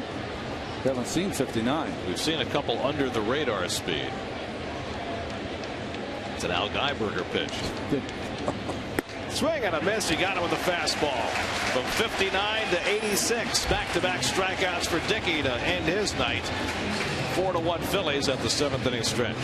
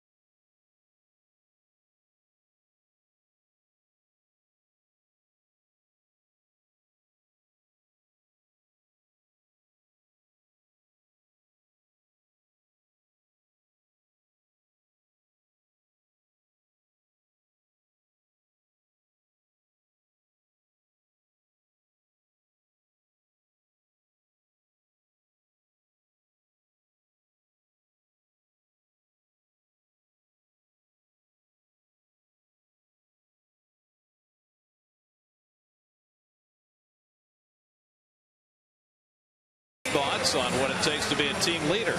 You're everywhere this week. And find out which player influenced him the most.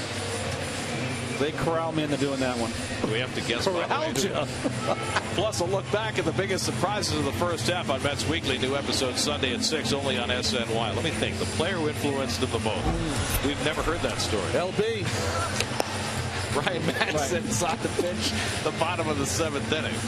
Well, Ryan Madson just reinstated from the disabled list. Gary told you with a right hand contusion. If you trace him back to last season, he's only allowed runs in 8 of his last 67 appearances. He's been on quite a roll. By the way, speaking of Keith and his influences, the great Cardinal Kurt Flood is the subject of a documentary that I am very much looking forward to seeing. So true. Jason Pridey on deck to bat for R.A. Dickey after Ruben Tejada leads off in the 7th. Tejada absolutely robbed of a hit on a wonderful diving catch by Ronald Ibanez his last time up. Ruben is 0 for 2. And just 5 hits in his last 32 at bats. Matson had a bruised right pitching hand. That was his problems, and he was on the DL. He hasn't pitched in Major League games since June 18th. Hit by a comebacker.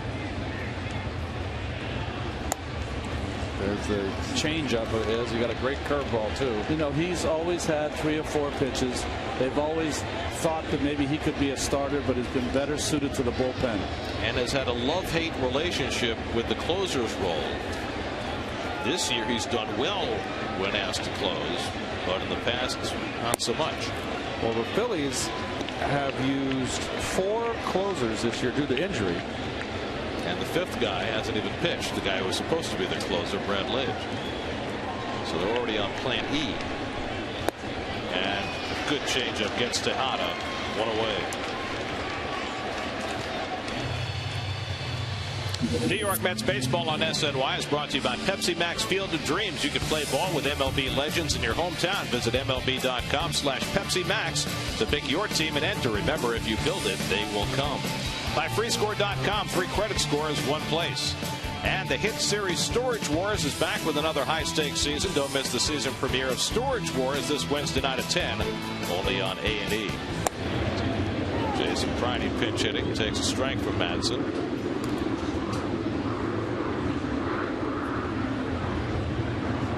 The opportunities have been sparse for Pridey over the last 2 months.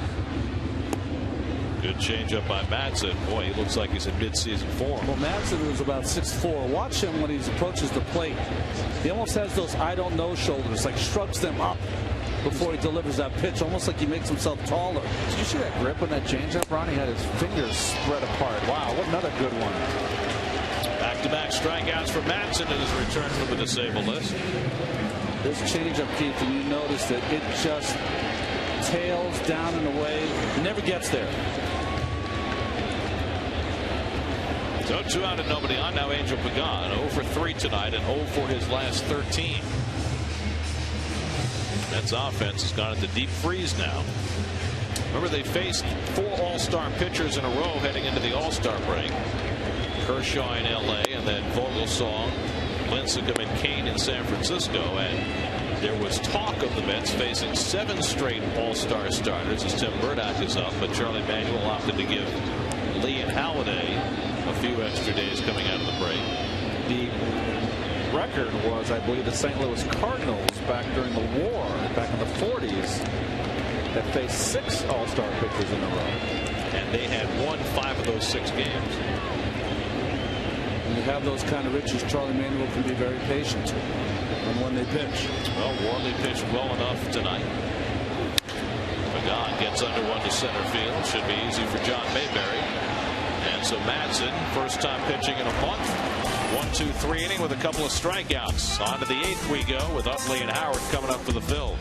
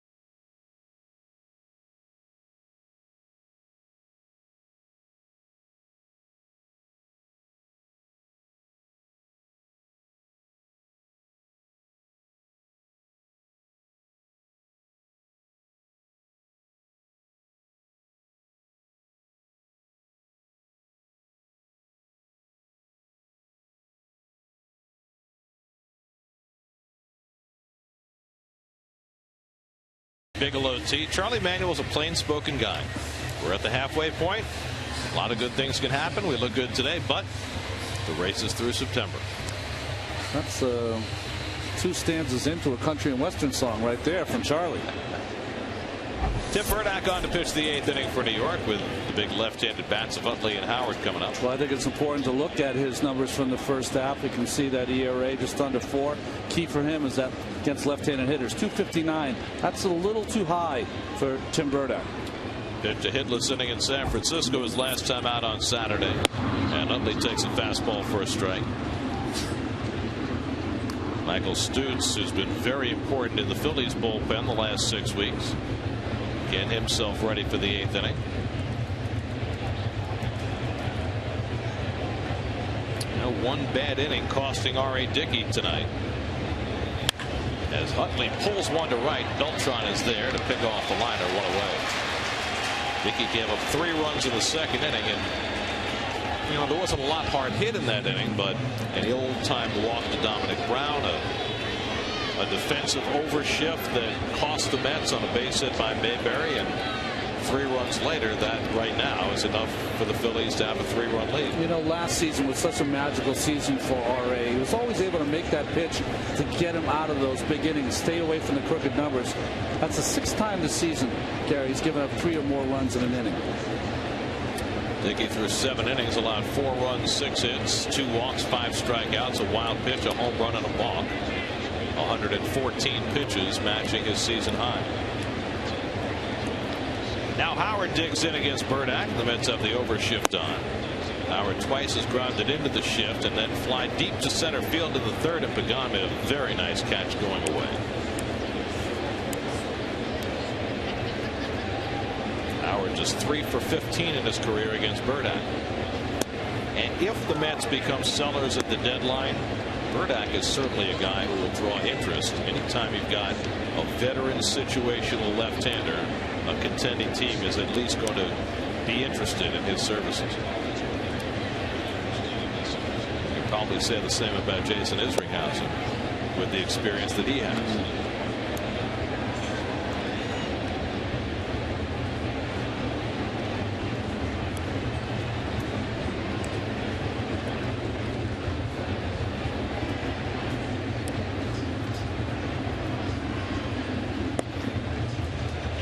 Slider misses, 3-1. We mentioned it earlier. Howard has not hit a home run against a left-hander this year. In fact, going back to last year, 137 at bats without a home run against a lefty. And he walks. So Burdack missing with the 3-1 fastball. 1 out base runner for the Phillies. Let's check in with Chris Carlin, who has a New York State Smokers Quit Line game break.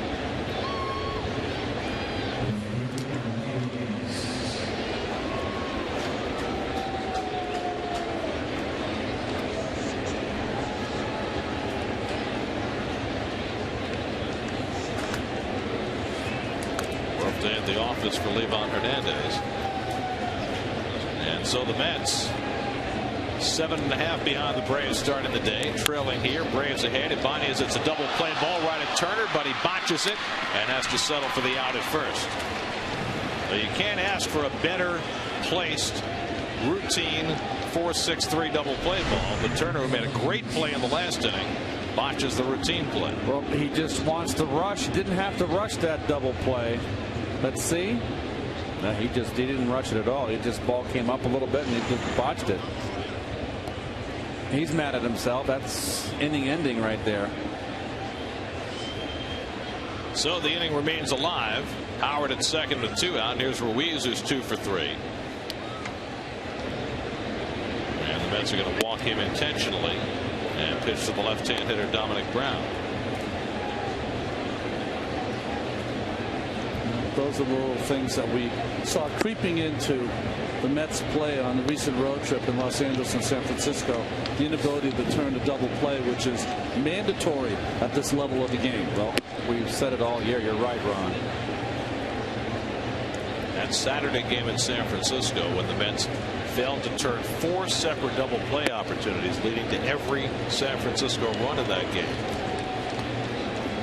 at this point right now, with the lineup that the Mets are putting on the field every day, with the lack of pop, you can't afford to give the opposition extra outs because you just don't have the offense to overcome it. And I know Keith will tell you this. Sometimes a turned double play to get you out of the inning, get you back in the dugout, gets the team rejuvenated. Yes, defense can get the offense going. Exactly. It can light a flame. So here's Brown with 2 out and 2 on. 0 for 2 and a walk. Phillies 1 for 8 with runners in scoring position tonight. The only hit belongs to John Mayberry, who had a bases loaded single to drive in the first 2 Philadelphia runs.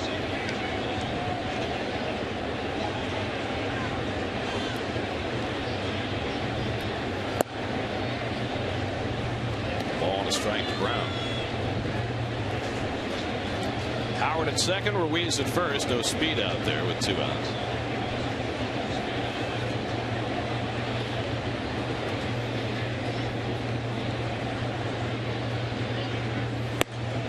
Fastball strike, 1 and 2.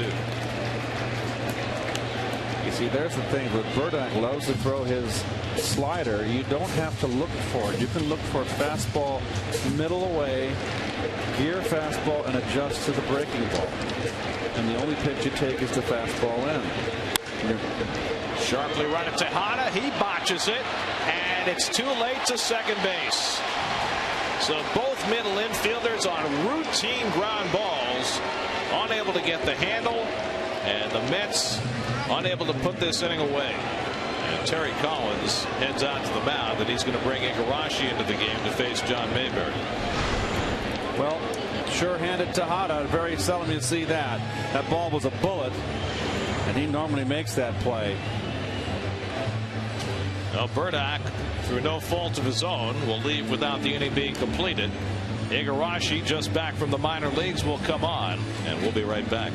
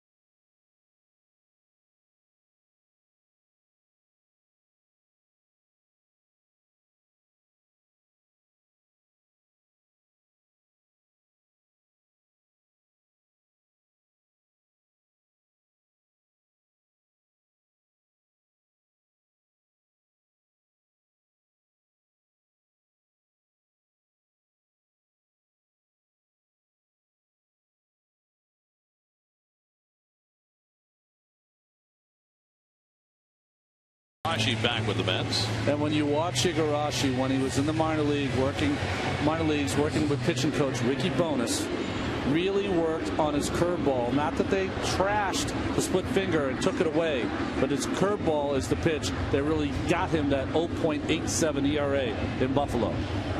Bases loaded, 2 down, 2 walks and an error, filling the bases. And John Mayberry Jr., who has the biggest hit in this game, takes the breaking ball wide for ball 1. Mayberry singled into right center field and driving the first 2 runs. Always like pitchers and try to run a curveball up with the bases loaded first pitch and miss, or just get me over.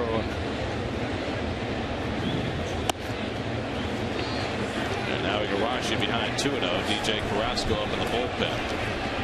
Well, Igarashi has never found success at the big league level for an extended period of time, last year or this, but put up extraordinary numbers in Buffalo. 0.87 ERA. Ripped down the left field line, and Mayberry has himself an extra base hit. Howard and Ruiz score easily, and Dominic Brown, who can fly, will score as well. Mayberry clears the bases and breaks the game open. It's 7-1 Philadelphia. A 5 RBI night for John Mayberry Jr.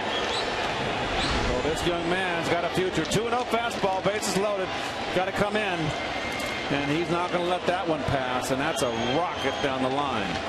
And boy, with Dominic Brown at first base, was he motoring on the backside, scored easily. And the Mets' failure to turn 2 routine plays on the infield cost them at least 3 runs. Well, those runs are all charged to Burdack, but they're not earned.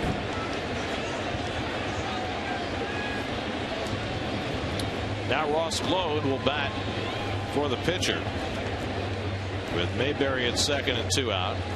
We can't hit a ball much harder than Mayberry did, and that one hit the home plate umpire on the foot. A very wild pitch by Igarashi, and that one caught Randazzo on the foot or the lower right leg. Well, the one thing about Igarashi is that ball hit him right on the top of the toe. Oh, ouch. Is that, you know, it's never been, you know, who knows with the up extra deck here, but always has overthrown at this level with this team. And I don't know how you explain that. Well, he's certainly not the first pitcher ever to experience that, except he's not a kid. He's pitched, you know, for years in the Japanese league. Watch Dominic Brown here on the backside. Watch him fly. How about those strides? It looks like Edwin Moses running the 400-meter hurdles. Well, there was a reason the University of Miami recruited him as a wide receiver. He can fly. A legit 5-tool player.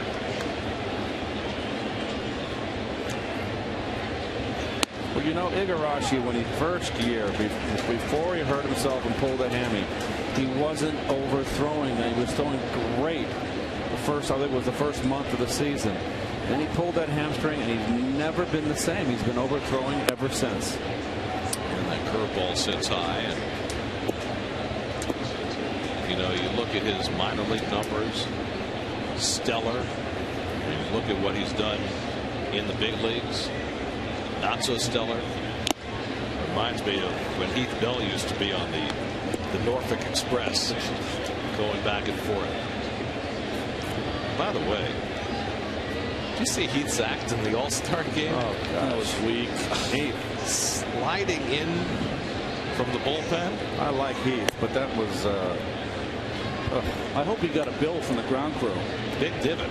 Jeez. I didn't see him replace it either. There's no replacing that. Need a backhoe. 3-2 now to Glode from the east end of Long Island. Fouls one off. And by the way, just parenthetically, Bell's first outing after the All-Star break last night against the Giants gave up a tying home run. His first home run he'd given up in a year and a half. And the Padres wound up losing that game in extra innings. He was still winded. Maybe that was it. He ran out of gas. Aubrey Huff took him deep last night. Swing and a miss. Glode is out to end the inning. But the Phillies knocked the doors off this game with 3 unearned runs and lead it 7-1 in the 8th.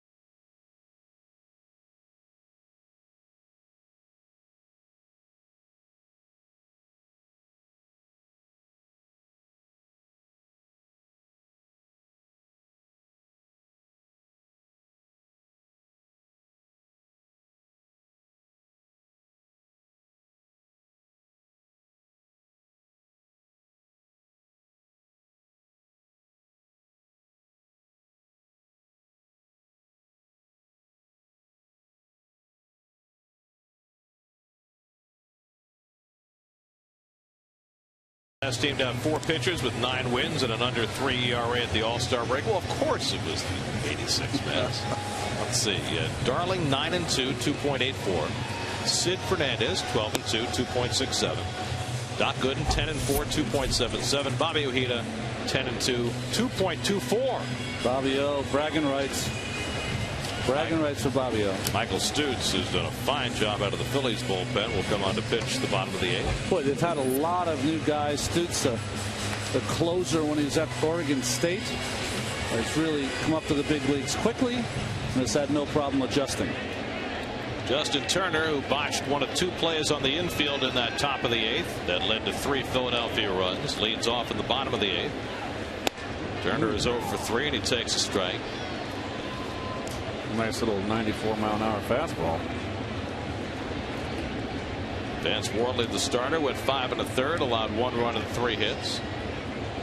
Juan Perez retired his only 2 hitters, although he threw a wild pitch that produced the only Met run.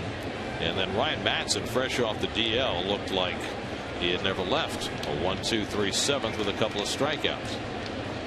Mets have had just 3 hits tonight. 2 balls and a strike to Turner with Beltran and Murphy to follow.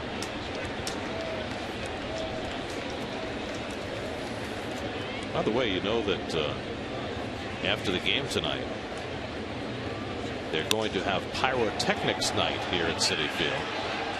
They don't call it fireworks night anymore because they're not technically fireworks. At Chase Stadium, they used to shoot them off from the parking lot. Yes. But there's no, you can't shoot them off from beyond center field now. You had to know where to park your car. Exactly. So now they're going to have pyrotechnics within the ballpark, which they tried last year and it was such a success. They're bringing it back this year. You know what that means for us? Quick getaway. Well, what it means for the fans is that it's a 7-1 game in the 8th inning and nobody's leaving. That's right. It means exit stage left for me.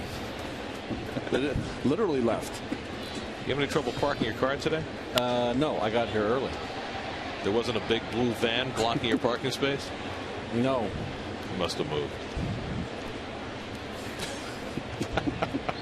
1-1 to Beltran, who's walked twice and scored the only Met run. Maybe it had the pyrotechnics in it. I hope not. 2 balls and a strike.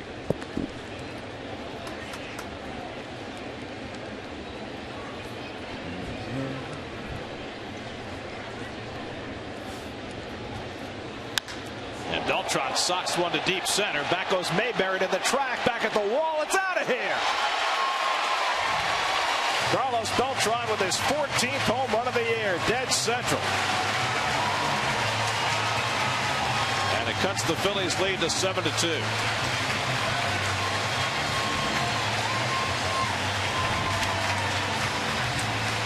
What did we say earlier, Keith? If you get behind them, just try to keep them in the big part of the park. That's right. Or maybe not. Well, this was right down Broadway. You got a big lead. Still got to hit it. And Carlos crushed it. Wow.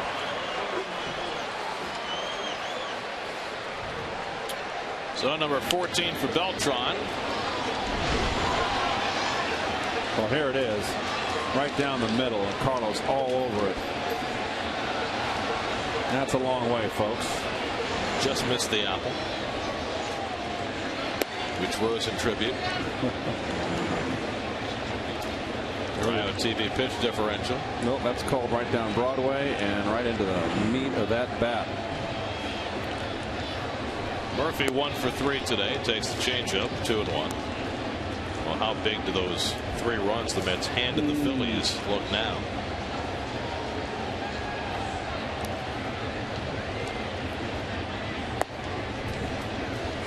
Now Stutz, after giving up the home run, falls behind Murphy 3-1. Pitching Murphy like he's Lou Gehrig. 5-run lead. Jason Bay on deck. And Murphy socks one deep to the gap in right center. And that's an extra base hit. Hops over the wall for a ground rule double. Murphy's 20th double of the year.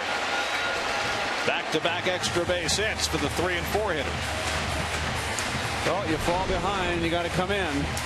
And it's a hitter's delight, and Murph all over it. One thing about Stutz, even though he's got that 93, 94 mile an hour fastball, straight as a string. Phillies bullpen starts to move around a little bit. Nobody throwing as of yet. Keep it moving. Bay 0 for 2 and a walk.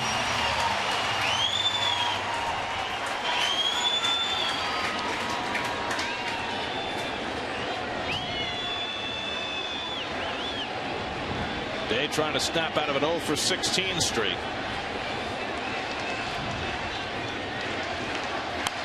And pops the first one up in foul ground. Howard lumbering over. Out of play. Excellent choice of verb, Garrett. Well, it's interesting because it's not the first time tonight. You watch Ruiz and you watch Howard go after a pop-up, and the guy with the catcher's equipment's running faster than the guy without it. It reminds me of Carlos Delgado.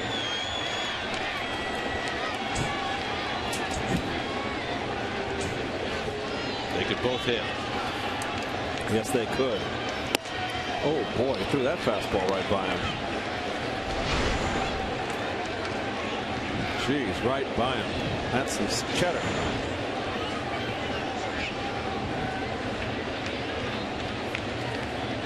So now it's 0-2 to Bay.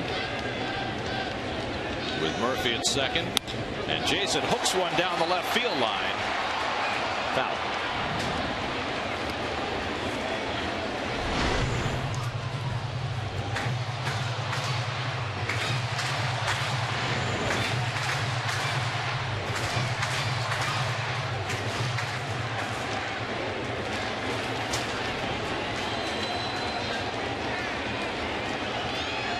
Stutz with the 0-2, and Bay takes it high.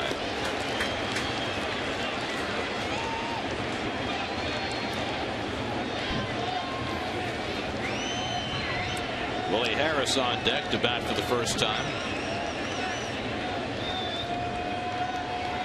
And Bay takes the breaking ball off the plate, 2-2. Stutz retired Turner on a fly ball to start the inning, but Beltran homered, Murphy doubled. As the Mets try and fight from far behind.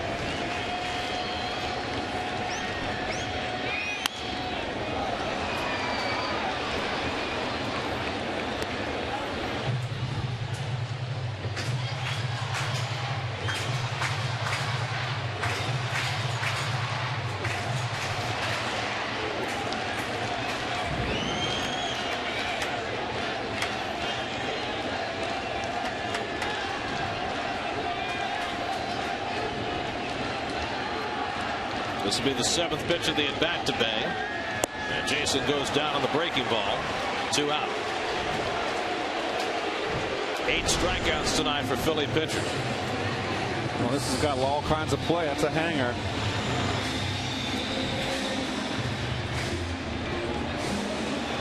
So 2 out. Murphy still at second. Now Willie Harris will bat for the first time. Took over at third base after Harris didn't pinch hit in the 6th. And Willie fists one foul. Harris pinch hit on Sunday night in San Francisco and hit a wicked shot over first base that took a terrible hop on Pablo Sandoval, and Harris wound up with a double. Willie's been swinging the bat much better lately. Hitting a .250 for the year. Ball and a strike to Harris with Ronnie Polino on deck. Terry Collins made moves in the 6th inning when the Mets loaded the base with 1 out. Sent up Harrison as a pinch hitter. Used Polino as a pinch hitter. Had to bring Harris in the game for defense. 2-1. Boy, Stutz is just making it real hard on himself, isn't he, Ron? The difficulty with his command. A lot of pitches. Working with a 5-run lead. This will be his 24th pitch of the inning. And he misses low, and he's behind on Harris, 3-1.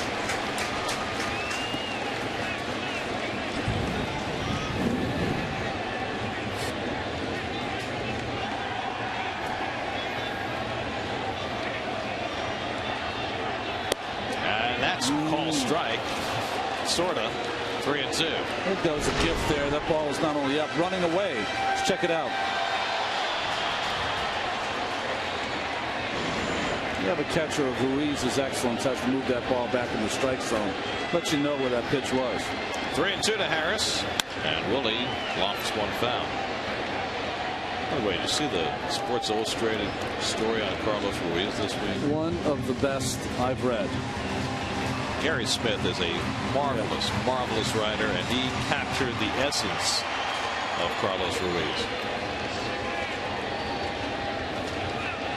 Guy who was not expected to ever be a big league player, and has become the most popular guy in that clubhouse. After his father, a police sergeant, passed away unexpectedly, he told his mother, "I'm going to make it to the major leagues. I've got to be the father of this family," and he did. And the best thing, he says, that the pitcher's ERA, that's my ERA too.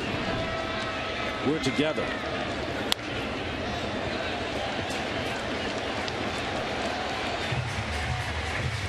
You listen to a lot of the Phillies when they talk about Brian Schneider, the backup, talk about different leaders on that ball club. We always assumed it was Utley, and maybe it is to an extent. In a quiet way. But he has been called the heart and soul of that team, is Carlos Ruiz. Ninth pitch of the at-bat to Harris, and he lays off. Did he go? Nope. Ball 4. And the inning continues. So Stutes having a devil of a time. Rich Doobie, the pitching coach, will come out to try and be of some assistance. Mets have a run home here in the 8th on Beltran's home run. A double and a walk have followed. Stutes has already thrown 29 pitches in the inning. And now he'll be taking on Ronnie Polino with 2 out and 2 on. Coming up on Monday night, the Mets and Marlins play a makeup game here at Citi Field. Chris Capuano will make the start against Clay Hensley. 6:30 the coverage. Pepsi Max pregame live gets it started right here on SNY. You know, Gary and Keith, it's almost like the Mets got the right pitcher for their offense. They're very patient. They take those close pitches. Stutes has been pitching around the strike zone, trying to get them, enticing them with swinging pitches out of the strike zone. They have not this inning. So here's Polino, who came up in the 6th inning as a pinch hitter with runners at 2nd and 3rd and grounded out. Now he's got Murphy at 2nd and Harris at 1st with 2 down.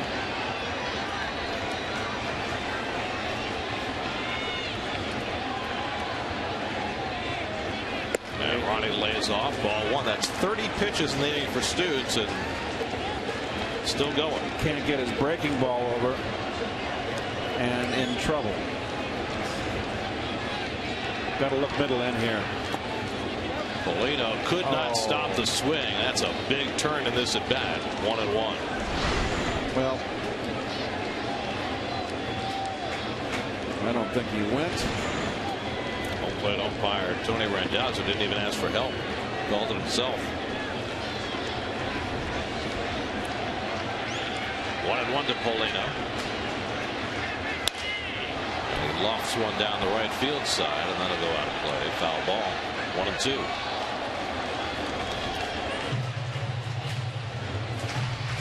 See the guy in the crowd there with the Nolan Ryan Mets jersey? Yeah. Don't see many of those, no. right?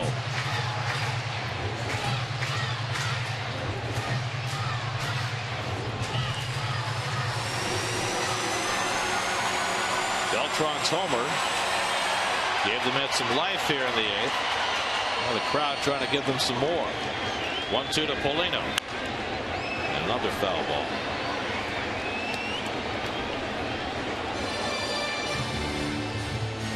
It's interesting that Paulino is such a good hitter to right field. And Keith, how many times have you seen him pitched inside? Very rarely. They pitch him away. You're right. Now he can hit that ball inner half and hit it, drive it the opposite field. If you're going to pitch him in, you got to pound him on that corner. Breaking ball, another foul ball.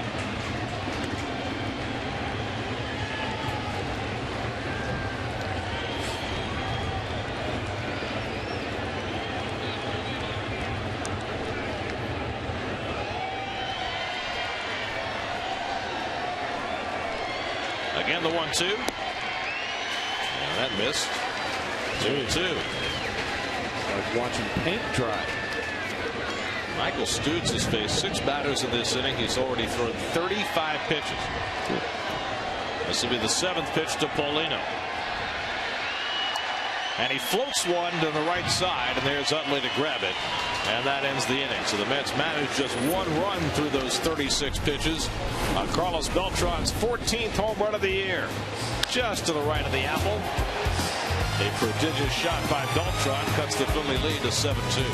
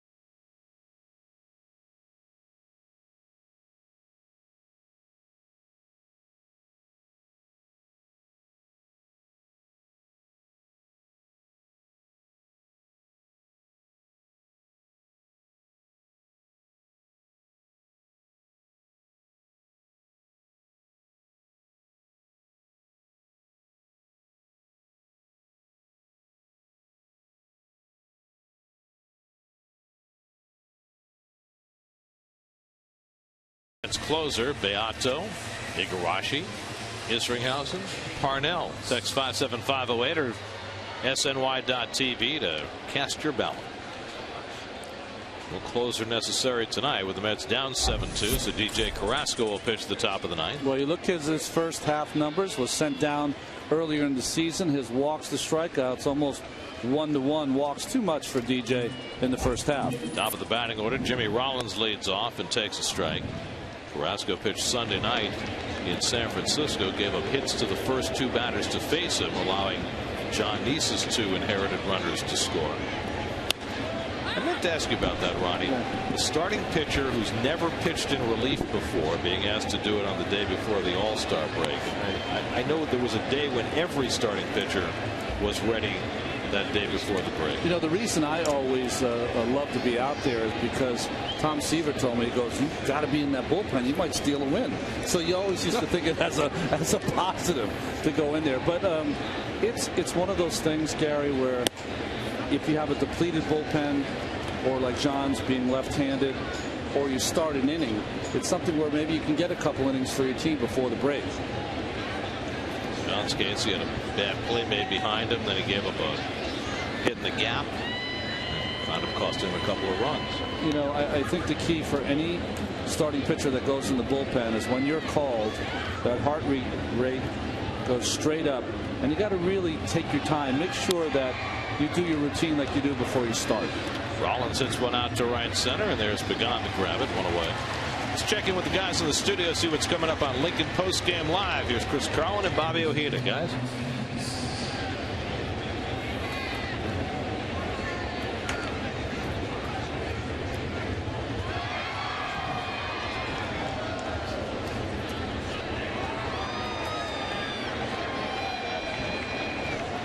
All right, guys, we'll stay tuned for that. Right now, Michael Martinez bats with 1 out in the top of the ninth. Martinez 0 for 3 and a walk, filling in at third base for Placido Polanco, who went on the disabled list today. Polanco's got a bulging disc in his back, pretty much the same injury Roy Oswalt has for the Phillies, and they're not quite sure when he's coming back. Start getting those back issues. Never know. Don Mattingly comes to mind.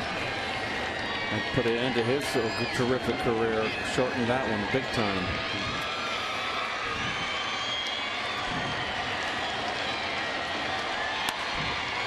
Past Orosco, Tejada slides over and throws out Martinez 2 away. Well, here are the results of your Toyota Tex poll, and it's a landslide in favor of Salisbury, North Carolina's own Bobby Parnell. Igarashi got 2%.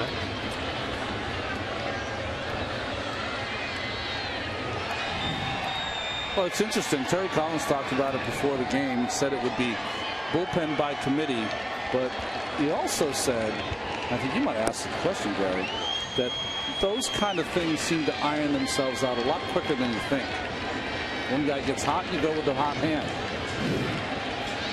And I think also, and Terry didn't really want to say this directly, I think teams feel more secure if they know who their closer is, because there's nothing that makes things more difficult than having a lack of stability in that ninth inning. Boy, what season was that for the Mets coming down the stretch? 08.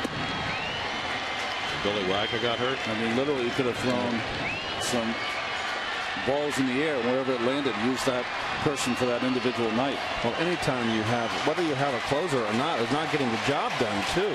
Those are always devastating losses. The Reds right now are blowing games, so many games late. And again, Gary, you mentioned the 2-run shot by Pujols put the Cardinals ahead. It's another game that the Reds are they're going in the ninth inning now. They lose that one. It's another loss late for them.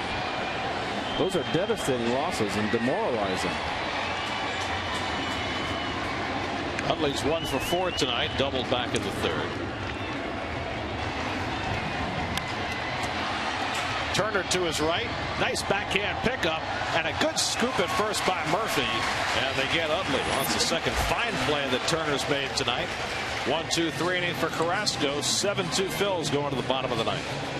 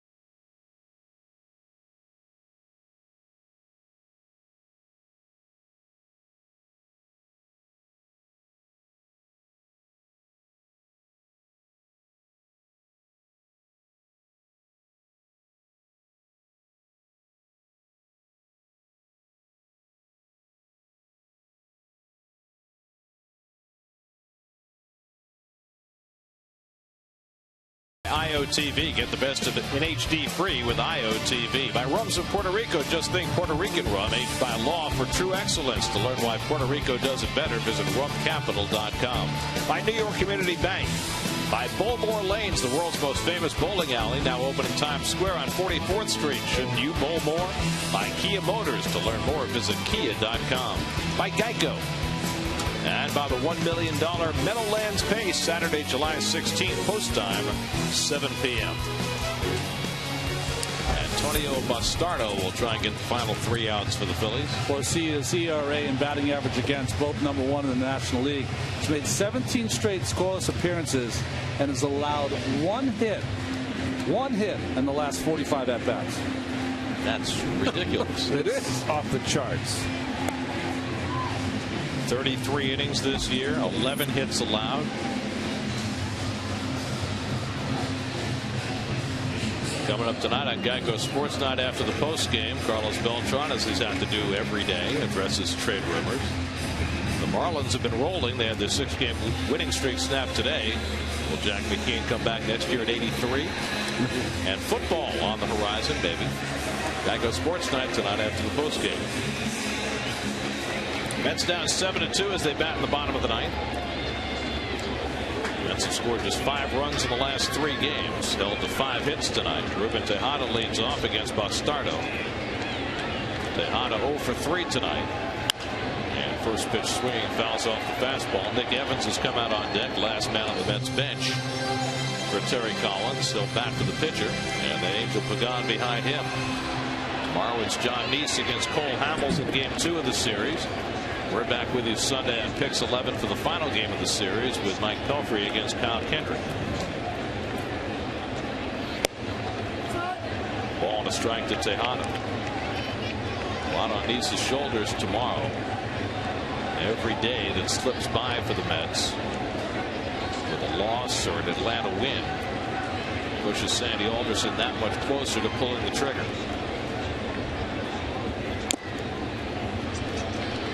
Terry Collins said before the game tonight, these weeks are like a playoff run. And the thing is, these weeks can become days in a very large hurry given the size of the deficit. I mean, part of the problem the Mets are dealing with is that the 2 best teams in the National League right now are in their division. Behind the bag at second, run down by Rollins, and a nice toss to get Tejada 1 away.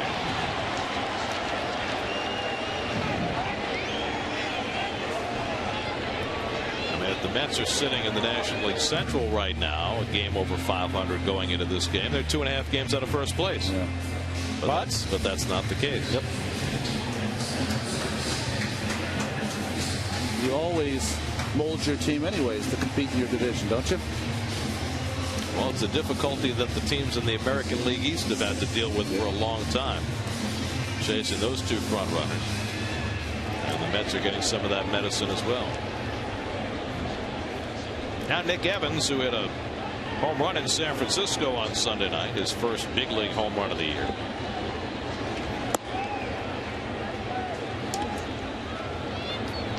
You see some of what makes Bastardo very difficult to hit. 94-mile-an-hour fastball, parachute change, and a good curveball also. So that fastball by Evans, 1-1.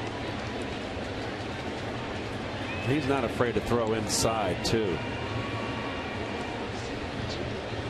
He's got a funny delivery, strong lower body. Well, his emergence made J.C. Romero expendable. So the Yankees picked up Romero, signed him to a minor league deal.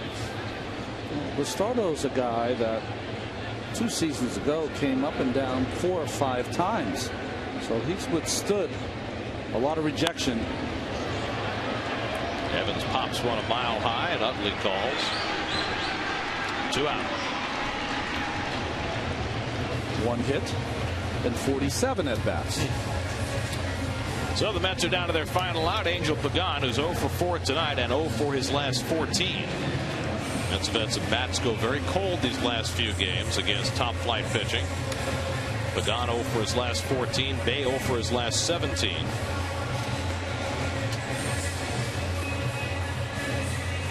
So the Mets on the verge of their third straight loss, which will kick them back down to the 500 mark for the year.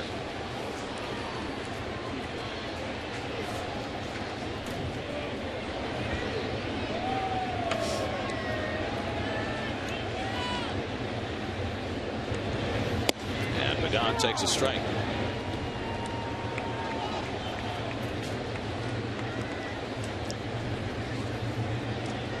Mets hope to come roaring back from the All-Star break. But the Phillies put up a 3-spot in the second inning against Dicky and have not looked back. 1-1 to Pagan.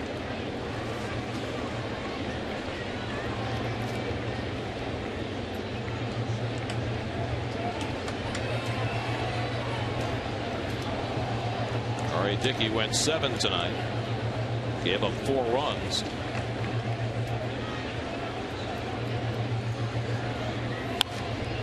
And now the Mets are down to their last strike.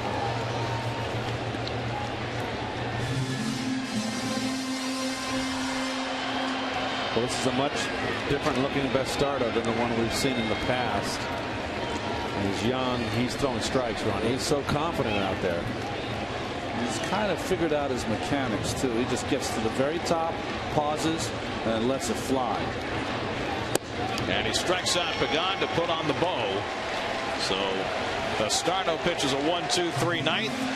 The Mets come back from the All-Star break, suffer their third straight loss, and the Phillies, with the best record in baseball, just keep on rolling. Now 24 games over 500 for Charlie Manuel's crew.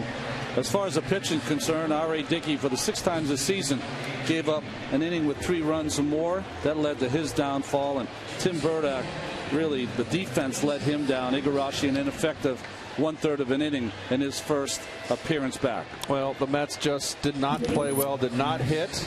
And you see that one error costly, but there's also a play before then that was not ruled an error. That was a double play ball. So there was back-to-back plays that opened up the floodgates and busted that game open in 3-run Philly 8th. Carlos Beltran with his 14th home run, about the only bright spot for the Mets tonight. Back to 500 for the season. Back with more from Citi Field in just a moment.